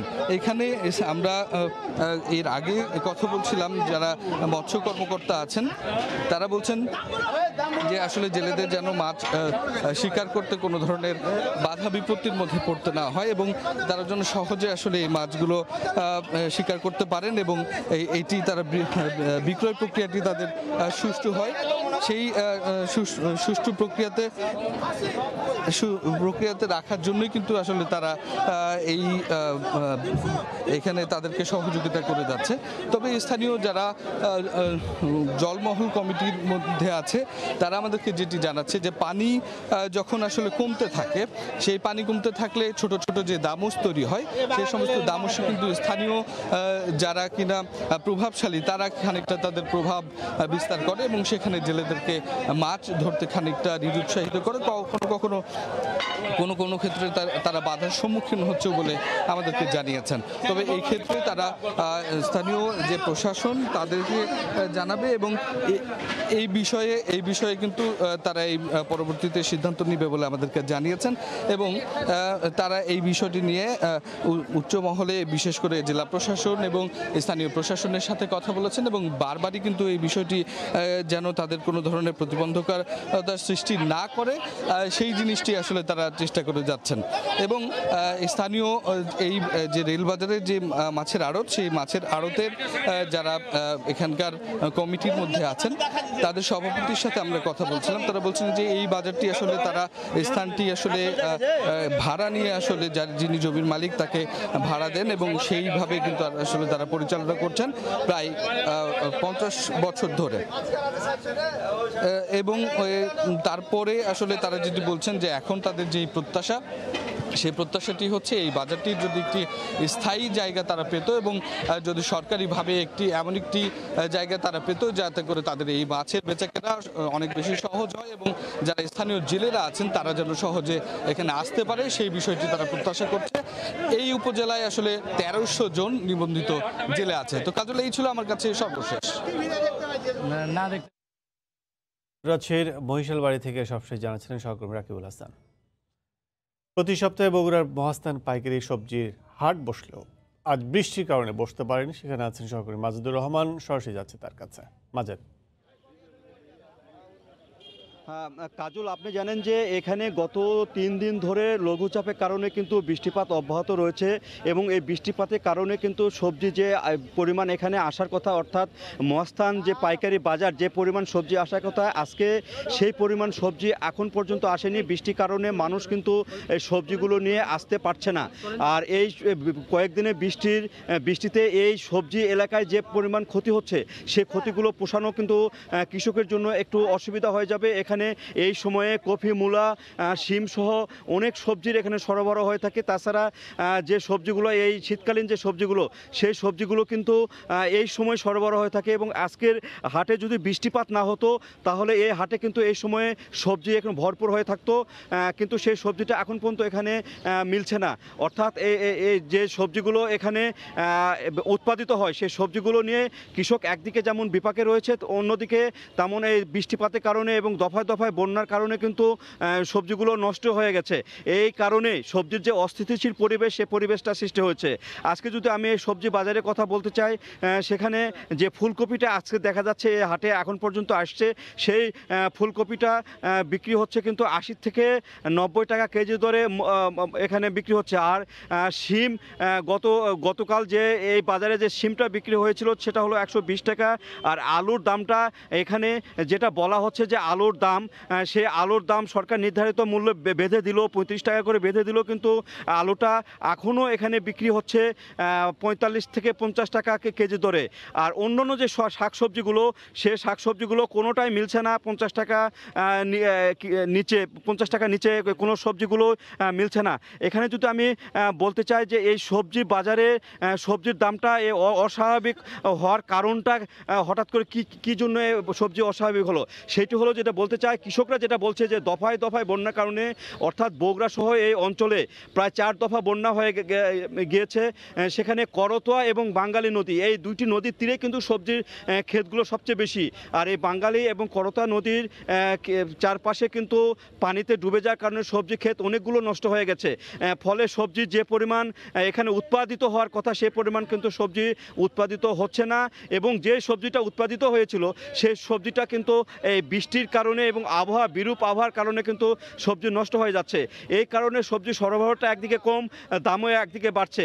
আর কাঁচা মরিচের কথা যেটা বলতে হয়, সেটি কাঁচা মরিচ কিন্তু আজকে 200 টাকা কেজি দরে বিক্রি হচ্ছে, 180 টাকা থেকে 220 টাকা কেজি দরে বিক্রি হচ্ছে। কাঁচা মরিচ অল্প বৃষ্টিতে কিন্তু নষ্ট হয়ে যায়, তার গাছগুলো পচে যায়। এই কারণে কাঁচা মরিচটাও ঠিকভাবে উৎপাদিত হতে পারছে না। আর এখানে ভারত থেকে যে কাঁচা মরিচটা আসার কথা, সে কাঁচা মরিচটাও তেমনভাবে আসছে না। ফলে কাঁচা মরিচের দামটাও বেড়ে গেছে। আর পেঁয়াজের ক্ষেত্রে যেটা বলতে হয়, পেঁয়াজের দাম এখানে এখনও 80 থেকে 75 টাকা কেজি দরে বিক্রি হচ্ছে প্রত্যেকটা পেঁয়াজে। এখন পর্যন্ত যে পেঁয়াজটা এখানে কৃষক এখানে লাগিয়েছে, সেই পেঁয়াজটা এখন পর্যন্ত ওঠে না। অর্থাৎ পেঁয়াজ যদি শীতকালীন পেঁয়াজটা উঠতে এখনও 20 থেকে 30 দিন, অর্থাৎ 1 মাস সময় লাগবে শীতকালীন পেঁয়াজটা উঠতে। আর যে আলুটি এখন আগাম যে আলুটি কৃষক রোপণ করছে, সেই আগাম আলুটি এই বৃষ্টির কারণে অনেকটা কৃষকের নষ্ট হয়ে গেছে আগাম আলুটি। তারা আবার নতুন করে এই আলু হয়তো তাদেরকে লাগাতে হবে। আর এখানে লাউ, মূলা আর অন্যান্য যে সবজিগুলো রয়েছে, সেই সবজিগুলোর দামও কিন্তু আকাশচুম্বী হয়ে গেছে। কারণটা অন্যান্য সবজি না থাকার কারণে এই সবজিগুলো বেশি টানছে। আর এখানে ভোক্তারা যেটা বলছে, যে সাধারণ ভোক্তারা তাদের কিন্তু এখানে যে ভোক্তারা যেটা বলছে, সেই এখানে যে দামটা, সেই দামটা এরকম দাম তারা কোনোদিনই প্রত্যাশা করেনি, তাদের দামটা বেড়ে গেছে। আর এখানে সবজি আজকে যে বাজারটা দেখা যাচ্ছে, যে বাজারটা বৃষ্টিপাতের কারণে, সব জায়গায় বৃষ্টিপাত, এই বৃষ্টির কারণে কিন্তু সবজিটা এখনও তেমন আসছে না এবং বৃষ্টিতে কৃষকরা কিন্তু আসতে পারছে না। এখানে যে হাটটা, মহাস্থান হাটটা, বিশাল যে হাট বাজার, সবজির যে পাইকারি বাজার, প্রত্যেক দিনই যে এই সময় সবজি ভরপুর থাকে, সেই সবজিটা না আসার কারণটাই হচ্ছে বৃষ্টি। হয়তো কিছুক্ষণ পরে আমরা দেখতে পাবো যে আস্তে আস্তে কিন্তু সবজিটা এখানে আসতে শুরু করবে এবং সবজি হয়তো হাটটা মানে ভরে যাবে। কিন্তু বৃষ্টিপাত যদি বেশি হয়, হয়তো কৃষকরা এই সবজিটা জমি থেকে তারা নাও উঠাতে পারে। তবে সবজি আসবে বলে আশা করা যাচ্ছে। এখানকার যে পাইকাররা, তারা মনে করছে যে কিছুক্ষণ পরে হয়তো সবজি বাজারটা ভরপুর হয়ে যাবে এবং সবজি আসতে শুরু করবে। আর এখানে যে দামের কথা যেটা বলতে হয়, সেটা হলো পাইকাররা যেটা বলছে যে সবজির সরবরাহটা কম হওয়ার কারণেই কিন্তু অন্যান্য জায়গায়, অর্থাৎ বগুড়ার বাহিরে যে জেলাগুলোতে সবজি যায়, সেই সবজিগুলো কিন্তু এই সরবরাহ কম হওয়ার কারণে সবজির দামটা আস্তে আস্তে বাড়ছে। আর এই মুহূর্তে যেটা আপনারা দেখতে পাচ্ছেন, যে বগুড়ার যে মহাস্থান হাটে, এই হাটে এখন পর্যন্ত যে সবজিগুলো আসছে, এর মধ্যে সবচেয়ে বেশি কফি, তাছাড়া এখানে যে মিষ্টি কুমড়ো যেটা বলতে হয়, মিষ্টি কুমড়া এখানে কিন্তু এই বাজারে এই পর্যন্ত আসছে। আর আস্তে আস্তে এখানে আসতে শুরু করবে। এখানে শিম, বরবটি, মূলা, লাউ থেকে আরম্ভ করে প্রত্যেকটা সবজি কিন্তু এখানে হয়। এটা একটা বৃহৎ হাট, এই বৃহৎ হাট থেকে কিন্তু সবজি যায়। আর আমি যদি এখন বলি যে এই একটা কৃষকের কাছে যদি আমি যাই, যে ভাই এই সবজিটা আপনারা কত টাকা করে বিক্রি করবেন? এখানে আমরা বাজারে ফুলকপি নিয়ে আসছি, জমি নষ্ট হওয়ার কারণে, আমদানি না থাকার কারণে বর্তমানে 2800-3000 টাকা মন বিক্রি করতেছি। এখানে একজন কৃষক বললেন যে এখানে জমিতে নষ্ট হয়ে যাচ্ছে সবজিগুলো। এই সবজিগুলো নষ্ট হওয়ার কারণে তারা এখানে 3800 টাকা মন দরে বিক্রি করবেন, তারা এখানে জানিয়েছেন। এবং এই মন দরে যদি বিক্রি করা হয়, তাহলে তাদের লাভ থাকবে। আমি যদি এখন একটা পাইকার একজন ব্যবসায়ীর কাছে যাই, যে আপনাদের কি কি খরচ হয় এবং ঢাকাতে নিয়ে যায় এই কপিটা কত টাকা দরে বিক্রি করবেন আপনি? আমরা 1 কেজি কপি না হলেও 15 টাকা খরচা হয়। 15 টাকা খরচা হলে 2800 টাকা মন নিলে 70 টাকা, 85 টাকা পরে 90-95 টাকা বিক্রি হয় পাইকারি। এখানে যেটা বলছে একজন পাইকার, এখানে প্রত্যেকটা সবজি যদি ঢাকাতে নিয়ে যাওয়া হয় তাহলে 15 টাকা করে খরচ হয়। অর্থাৎ তাদের যে এখানে খরচ, সে খরচ বাদ দিয়ে তাদেরকে বিক্রি করতে হবে ঢাকাসহ অন্যান্য মোকামে। অর্থাৎ সেই ক্ষেত্রে কফি এক কেজি কফি এখানে যদি 75-80 টাকাতে কিনে, সেখানে তারা 95-100 টাকা কেজি ধরে তাদেরকে বিক্রি করতে হবে এবং এই বিক্রি করার পরে ভোক্তাদের কাছে চলে যাবে পাইকারি। ওখানে পাইকারি যে খুচরা বিক্রেতা আছে তারাও কিন্তু লাভ করবে। এই জন্য সাধারণ ভোক্তাদের কাছে কিন্তু আরও বেশি দামে এই কফিটা কিনতে হচ্ছে। অর্থাৎ এখানে যেমন সবজি ক্ষেত নষ্ট হয়ে যাচ্ছে, তেমন এখানে পরিবহন খরচ বেড়ে গেছে এবং খুচরা যে বিক্রেতা, সে বিক্রেতারাও লাভ করছে। সব মিলে এখানে যেটা পড়ছে নাবিশ্বাস হয়ে উঠছে সেটা হলো সাধারণ ভোক্তার ক্ষেত্রে, সে ভোক্তারা কিন্তু অনেক অধিক দামে সবজি কিনতে হচ্ছে। তো এই ছিল আমার কাছে বগুড়ার সবজি বাজার থেকে সর্বশেষ। কাজল। বগুড়া মহাস্থানগর থেকে আমাদের সাথে যোগ দিয়েছিলেন সহকর্মী মাজিদুর রহমান। অধিদপ্তর হিসেবে করোনায় আক্রান্ত হয়ে দেশে গতকাল একদিনে আরও 14 জন মারা গেছেন। নতুন শনাক্ত হয়েছেন 1586 জন। এ নিয়ে দেশে মোট রোগীর সংখ্যা 3,96,413 জন।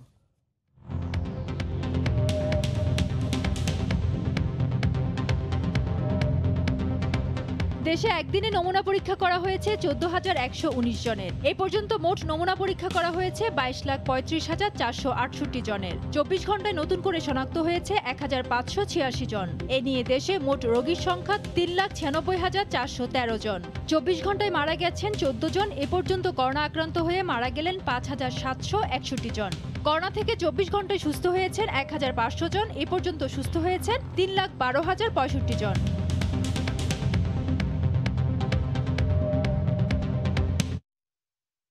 দেশের বাইরের খবর। চূড়ান্ত প্রেসিডেন্সিয়াল বিতর্কের একদিন পর আবার নির্বাচনী প্রচারে ফিরেছেন রিপাবলিকান প্রার্থী ডোনাল্ড ট্রাম্প এবং ডেমোক্র্যাট প্রার্থী জো বাইডেন। শুক্রবার ফ্লোরিডায় জনসভায় দেয়া বক্তব্যে বাইডেনের পুরো পরিবারকে দুর্নীতিবাজ আখ্যা দেন ট্রাম্প। অন্যদিকে যুক্তরাষ্ট্রে করোনায় অধিক মৃত্যুর জন্য আবারও ট্রাম্পকে দায়ী করে নির্বাচিত হলে মার্কিনীদের বিনামূল্যে ভ্যাকসিন দেওয়ার প্রতিশ্রুতি দেন বাইডেন। শুক্রবার ফ্লোরিডায় বিশাল নির্বাচনী জনসভায় অংশ নেন মার্কিন প্রেসিডেন্ট ডোনাল্ড ট্রাম্প। কয়েক হাজার মানুষের সামনে দেওয়া বক্তব্যে প্রতিদ্বন্দ্বী জো বাইডেনকে বরাবরের মতো তুলোধুনো করেন তিনি। বাইডেনের ছেলে হান্টারকে আক্রমণ করে ট্রাম্প বলেন তার পুরো পরিবারই দুর্নীতিবাজ। Biden's plan would mean America's seniors have no air conditioning during the summer, no heat during the winter, and no electricity during peak hours. It's true. You know, he wants wind. He wants wind. You know, when the wind doesn't blow. Let's watch the president tonight, darling, on television. I'm sorry, we can't. The wind's not blowing tonight. এদিকে corona নিয়ন্ত্রণে ব্যর্থতার issue টেনে পাল্টা আক্রমণে ট্রাম্পকে ঘায়েল করেছেন Democrat প্রার্থী Joe Biden. তিনি বলেন প্রেসিডেন্ট নির্বাচিত হলে করোনার হাত থেকে দেশের মানুষকে বাঁচানোর পাশাপাশি ভ্যাকসিন তৈরির উপর বিশেষ গুরুত্ব দিবেন তিনি। করোনায় প্রতিদিন হাজারের বেশি মানুষ মারা যাচ্ছেন। হাসপাতালে ভাইরাসের সাথে লড়াই করছে 40,000-এর বেশি রোগী, কিন্তু প্রেসিডেন্টের যেন ভ্রুক্ষেপে নেই। আমরা দায়িত্ব পেলে চেষ্টা করব সবাই যেন ভ্যাকসিন গ্রহণের মাধ্যমে নিজেদের করোনার হাত থেকে রক্ষা করতে পারে।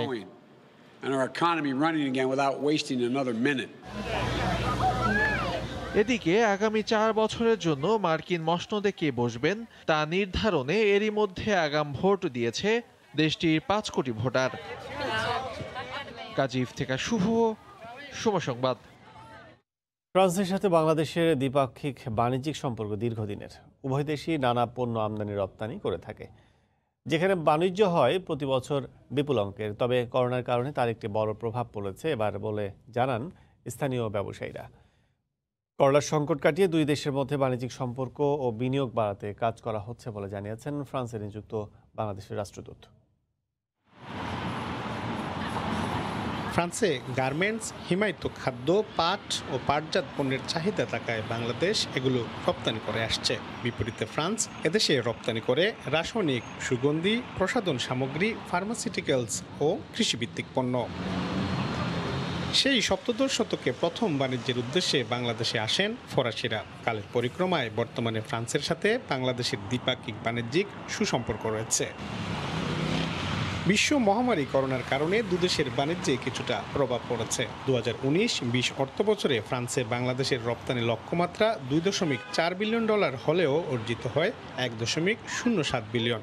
এখনই এই পদক্ষেপ না নিলে যা দীর্ঘমেয়াদ প্রভাব পড়তে পারে বলে শঙ্কা স্থানীয় ব্যবসায়ী নেতাদের। বিনিয়োগের যে পরিবেশ, যে আস্থা, সেটা সৃষ্টি করতে হবে। সেই আস্থাটা যেন সরকার সেই নীতিমালার মাধ্যমে প্রকাশ করেন, সেইভাবে মানুষকে আকৃষ্ট করেন, যে যাতে দেশি বা বিদেশি উদ্যোক্তা সেখানে গিয়ে সেখানে সেই ইনভেস্টমেন্টটা করতে পারেন। করোনার সংকট কাটিয়ে দুই দেশের বাণিজ্যিক সম্পর্ক ও বিনিয়োগ আরও বাড়াতে কি কাজ করা হচ্ছে বা হবে, এমন প্রশ্নের উত্তরে দেশটিতে নিযুক্ত বাংলাদেশের রাষ্ট্রদূত বলেন যে অর্ডারগুলো বাতিল হয়েছিল তা পুনরুদ্ধারে কাজ করছে দূতাবাস। বাণিজ্য মন্ত্রণালয়, কৃষি মন্ত্রণালয়, শিল্প মন্ত্রণালয়ের নীতি নির্ধারণ পর্যায়ে দুদেশের বাণিজ্যিক সম্পর্ক ক্ষেত্রগুলো কিভাবে প্রসারিত করা যায়, কোন ক্ষেত্রে এই ব্যবসা প্রসারিত করা যায়, বিনিয়োগ করা যায়, সে বিষয়ে নিয়ে আলাপ আলোচনা হবে।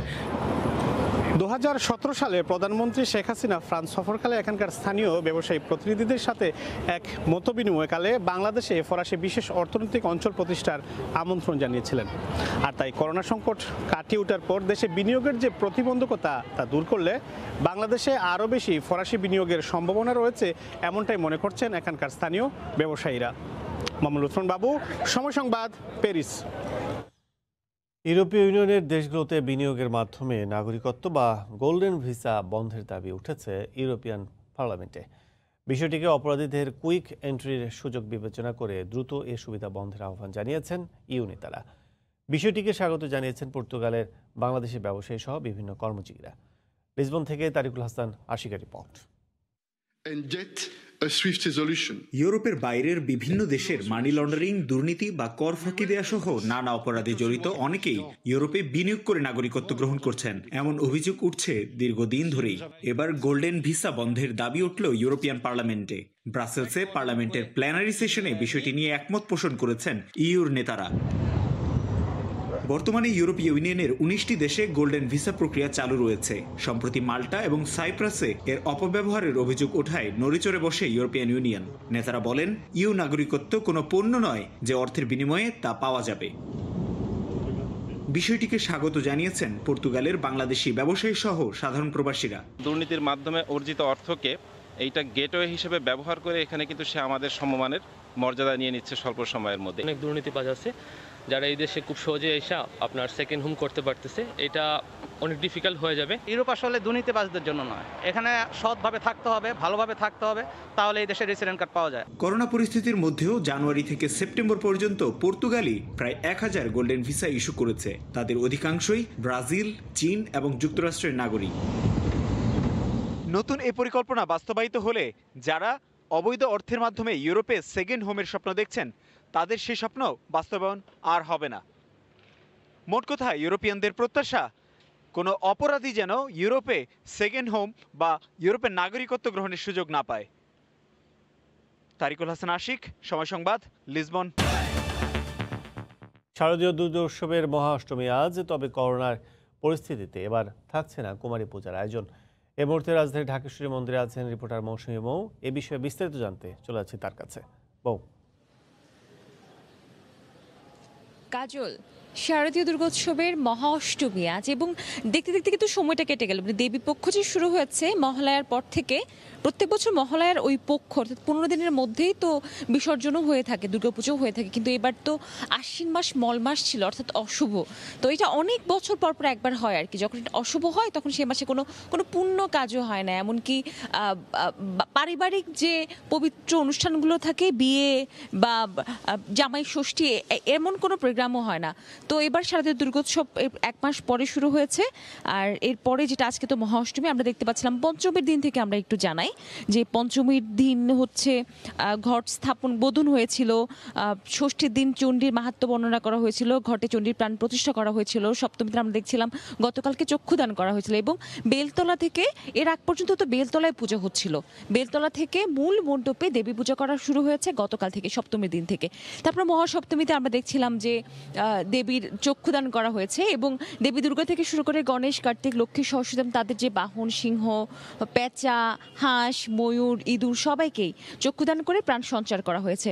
এই যে দেবীকে চক্ষুদান করে প্রাণ সঞ্চার করা, তারপর কল্পনা করে নেওয়া যে তিনি জীবন্ত, এবং তারপরে মূর্তিতে জাগ্রত করা আর কি, প্রতিমায় জাগ্রত করা। মণ্ডপে দেবী জাগ্রত হলেন, তারপরে তাকে আরাধনা করলেন সপ্ত ষোড়শ উপচারে এবং সপ্ত বিধি মেনে, সপ্তমীর যে বিধি সেগুলো মেনে।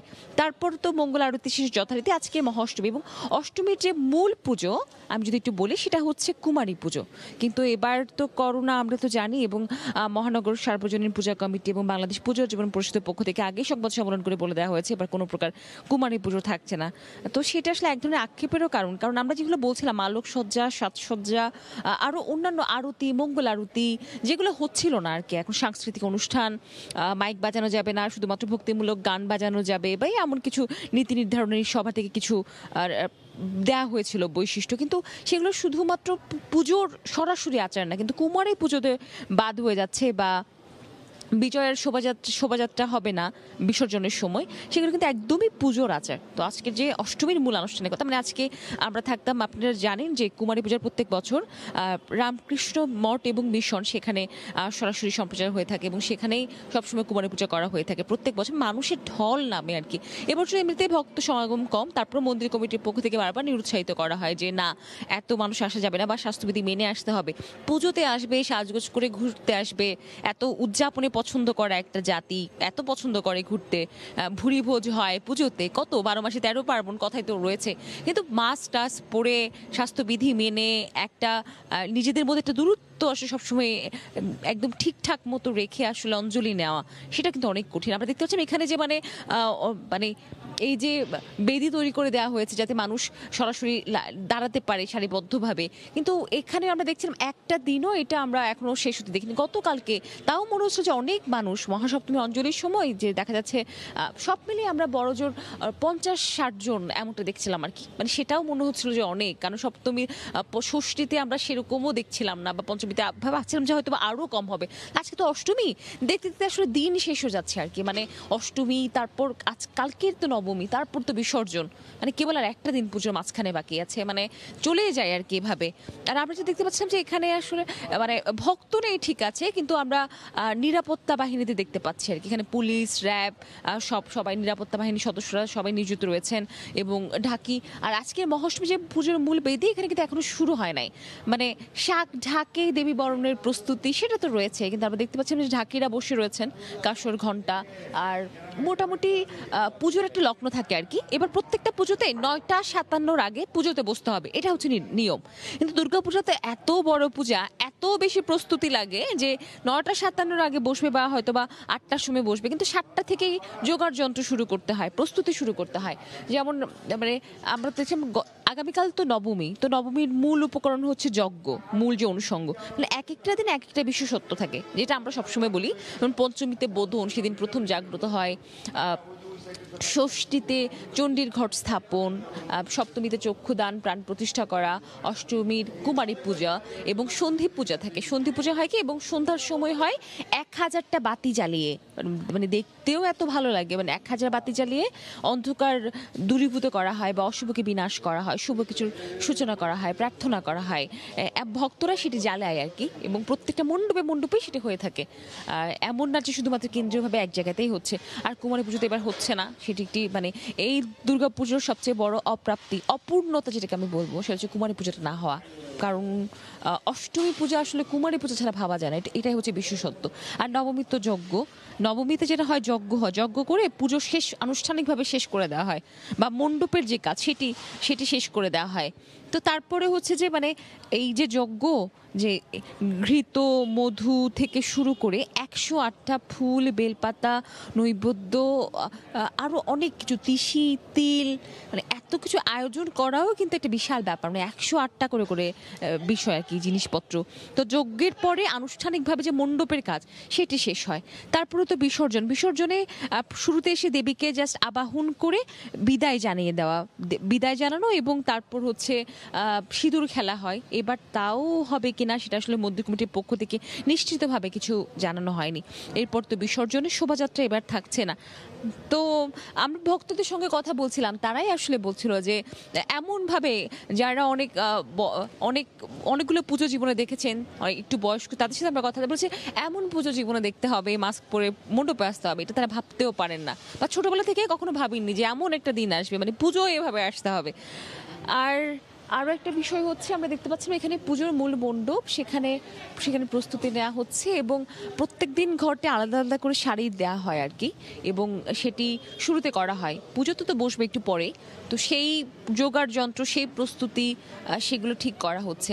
আমরা দেখতে পাচ্ছিলাম যে সেখানে অনেকগুলো বাতি প্রস্তুত করা হচ্ছে এবং ফুল, বেলপাতা, নৈবেদ্যের থালা সেটি তো রয়েছে, সেই উপকরণগুলো প্রস্তুত করা হবে।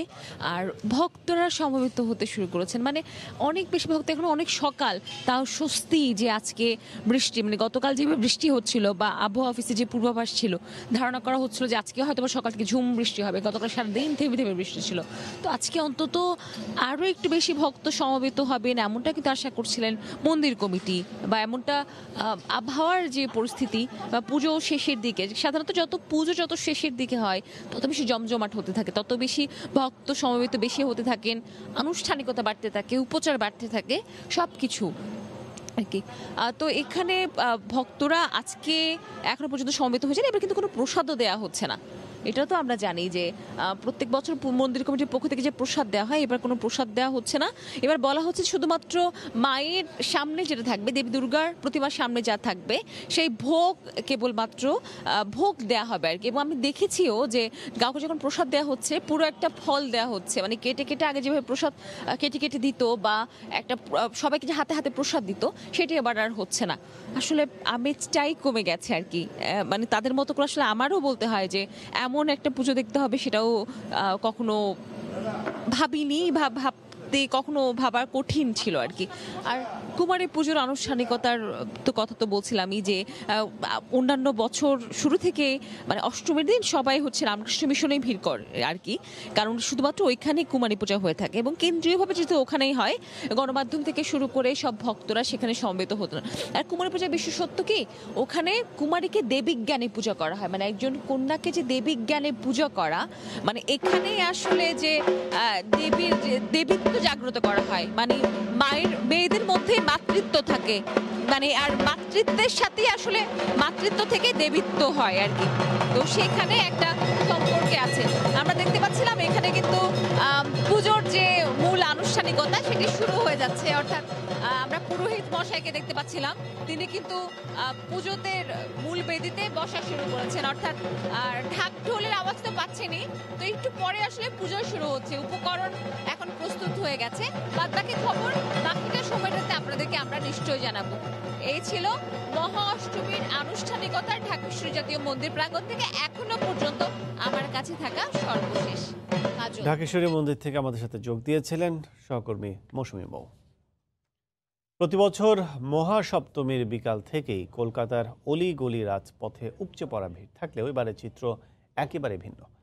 আদালতের নির্দেশের কারণে মণ্ডপে নেই উৎসবের আমেজ, তবে বড় পর্দায় প্রতিমা দেখছেন সাধারণ মানুষ। কলকাতা থেকে সুব্রত আচার্যের রিপোর্ট। শারদীয় দুর্গা উৎসবের আনুষ্ঠানিকতা শুরু হয়েছে মহাসপ্তমীর সকাল থেকে। পশ্চিমবঙ্গ জুড়ে কোভিড বাস্তবতায় ধর্মীয় আচার মেনে পূজায় কমতি হয়নি কোনো, কিন্তু উৎসবটা বড্ড ফিকে। রাজ্য জুড়ে প্রায় 24,000 মণ্ডপে পূজা হচ্ছে, বাড়ির পূজা মিলিয়ে সেই সংখ্যা প্রায় 40,000-এর কাছাকাছি। মুখ্যমন্ত্রী মমতা বন্দ্যোপাধ্যায় এবার ক্লাবের পূজার জন্য 50,000 টাকা করে বরাদ্দ করেছিলেন, কিন্তু আদালতের নির্দেশে সব আয়োজনই মাটি। পুজোটা আমাদের সবসময়ই একটা স্পেশাল থাকে সব জায়গাতেই, তো সেখানে দাঁড়িয়ে আজকে ম্যাডক্স স্কয়ার এরকম ফাঁকা খুব খারাপ লাগছে। পুজোটাই মুখ্য রাখা হচ্ছে এবছর, আড্ডা হয়তো পরের বছর মায়ের ইচ্ছে আবার যখন সব কিছু নর্মাল হবে নিশ্চয়ই চাইবো সবাই আসুন। তবে আয়োজকরা বিকল্প পন্থায় মণ্ডপে আসা দর্শনার্থীদের প্রতিমা দেখার সুযোগ করে দিয়েছেন। অনেক মণ্ডপের বাইরে লাগানো হয়েছে বড় পর্দা। দুটো এলসিডি ডিসপ্লে বসানো হয়েছে কাশীবসের একদম মোড়ে এবং কাশীবসের মিডলে, যাতে ঠাকুর দর্শনটা তারা করতে পারে। শৃঙ্খলাবদ্ধভাবে থেকে যাতে সবাই তাদের ইচ্ছেটা পূরণ করতে পারে, আমরা সেটাই আমাদের প্রচেষ্টা চালিয়ে যাচ্ছি। পশ্চিমবঙ্গ পুলিশ এবার পূজার নিরাপত্তার পাশাপাশি কোভিড বিধি নিশ্চিতের দায়িত্ব পালন করছে, আর তাই মণ্ডপে মণ্ডপে মোতায়েন হয়েছে অতিরিক্ত পুলিশ সদস্য। সুব্রত আচার্য, সময় সংবাদ, পশ্চিমবঙ্গ, ভারত। সংযুক্ত আরব আমিরাতে শারদীয় দুর্গোৎসব উদযাপন করছেন প্রবাসী বাংলাদেশিরা। গ্রিন সিটি আল আইনের শ্রী শ্রী লোকনাথ সেবাশ্রম এবং গীতা সংঘের উদ্যোগে মোট 3টি মন্দিরে পূজা হচ্ছে। আমিরাত থেকে শিবলি আল সাদিকের রিপোর্ট। সংযুক্ত আরব আমিরাতে 2013 সালে নানা আনুষ্ঠানিকতায় দুর্গাপূজা উদযাপন শুরু করেন প্রবাসী বাঙালিরা। এরপর প্রতি বছর বিভিন্ন আয়োজনে শারদোৎসব হয়ে থাকে, কিন্তু করোনাকালে নানা বিধিনিষেধের বেড়াজালে রং হারিয়েছে দুর্গোৎসব। এই বছর মহামারীর জন্য আমরা হোটেলে পারমিশন পাইনি, এই জন্য ঘরোয়া পরিবেশে যতটুকু সোশ্যাল ডিস্টেন্স মেনটেন করে করা যায় ততটুকু আমরা পালন করতেছি। করোনার কারণে আমরা বেশি করতে পারি নাই, গভর্নমেন্টের কোনো কানুন নাই, এই পর্যায়ে আমরা মোটামুটিভাবে যতটুকু পারছি করছি। তবে আবুধাবির উপশহর আলাইনে দুর্গাপূজাকে ঘিরে নেওয়া হয়েছে প্রস্তুতি। স্বল্প পরিসরে হলেও উৎসবের আমেজ রয়েছে পুরোদমে। আমার বাবা মা, আমার শ্বশুর শাশুড়ি, ভাই বোন তাদেরকে পাচ্ছি না, কিন্তু আমাদের যে এখানে প্রবাসীরা যারা ভাই বোন আমাদের আছে সবাই আমাদেরকে সবাই একই রকম, যেমন ওরা যেমন আমাদেরকে সাহায্য করতে, ঠিক এরা একইভাবেই সবাই আমরা অনেক আনন্দ করছি পুজো নিয়ে। এখানে আনন্দটা কম হয় না, অনেক আনন্দ হয়। তুলনামূলকভাবে বাংলাদেশের চেয়ে বেশি আনন্দ আমরা এখানে করতে পারি। এই জন্য একটা সীমাবদ্ধ হলের ভিতর আমরা করি। সেখানে আনন্দ বলতে কি, পূজাটা তো সব জায়গায় সমান, বাংলাদেশেও যেভাবে পূজাটা হয় এবং এখানে সবাই সব জায়গায় সমানভাবে পূজা হয়। পূজা মণ্ডপগুলোতে এবার মাটি দিয়ে তৈরি না করে বিভিন্ন উপকরণ দিয়ে স্থাপন করা হয়েছে প্রতিমা। স্বাস্থ্যবিধি মেনে পূজারীরা পূজা অর্চনা করছেন। শিবলি আল সাদিক, সময় সংবাদ, সংযুক্ত আরব আমিরাত। টাঙ্গাইলে শুরু হয়েছে হারিয়ে যাওয়া গ্রাম বাংলা ঐতিহ্যবাহী হাডুডু প্রতিযোগিতা। আর এই হারিয়ে যাওয়া হাডুডু প্রতিযোগিতা দেখতে করোনা পরিস্থিতি উপেক্ষা করেই বিভিন্ন বয়সী মানুষ ভিড় করেন। প্রতি বছরই এমন আয়োজনের দাবি প্রতিযোগী ও বিনোদন প্রেমী মানুষের। আয়োজকরা আয়োজনের ধারা অব্যাহত রাখার আশ্বাস দিয়েছেন। টাঙ্গাইল থেকে কাজী তালুকদারের তথ্য ও রাশিদ খানের ছবি নিয়ে বিস্তারিত জানাচ্ছেন। দীর্ঘদিনের করোনা পরিস্থিতিতে মানুষদের একটু বিনোদন দিতে টাঙ্গাইল এসপি পার্ক এলাকায় গ্রাম বাংলার ঐতিহ্যবাহী হাডুডু প্রতিযোগিতা শুরু হয়েছে। বিভিন্ন বয়সী মানুষ অনেকটা হারিয়ে যাওয়া হাডুডু খেলা দেখতে দূর দূরান্ত থেকে ছুটে আসেন। খেলা দেখে মুগ্ধ তারা। বছরে অন্তত পক্ষে এই দিনে যেন এই খেলাটি আমরা উপভোগ করতে পারি। আজকে অনেকদিন পরে আবার আজকে খেলাটা দেখলাম, খুব ভালো লাগলো খেলাটা দেখে। প্রত্যেক বছর যেন একটি করে এমন খেলা আমরা উপভোগ করতে পারি। এদিকে খেলোয়াড়রাও তাদের নৈপুণ্য দেখিয়ে দর্শকদের আনন্দ দেওয়ার চেষ্টা করেছেন। আগামীতে আবারও এমন আয়োজনের দাবি তাদের। এক টিম জিতবে, এক টিম হারবে, এটাই খেলা। কিন্তু আজকে খুব সুন্দর, সুষ্ঠুপূর্ণভাবে, শান্তিপূর্ণভাবে খেলা হয়েছে। ভবিষ্যতে আমরা এই ধরনের আরো খেলা চাই। ঠিক আছে, সরকার যদি আমাদের এই ধরনের খেলার কোনো প্র্যাকটিসের সুযোগ করে দেয়, আমরা আরো ভালো আগে যেতে পারবো। এই খেলাগুলো যদি হয়, প্রত্যেক এলাকায় বেসিক প্লেয়ার বের হবে। আনন্দ লাগছে। এই খেলাটা যদি এভাবে দীর্ঘদিন চলতো তাহলে পোলানে আরো এগিয়ে যেতে পারতো।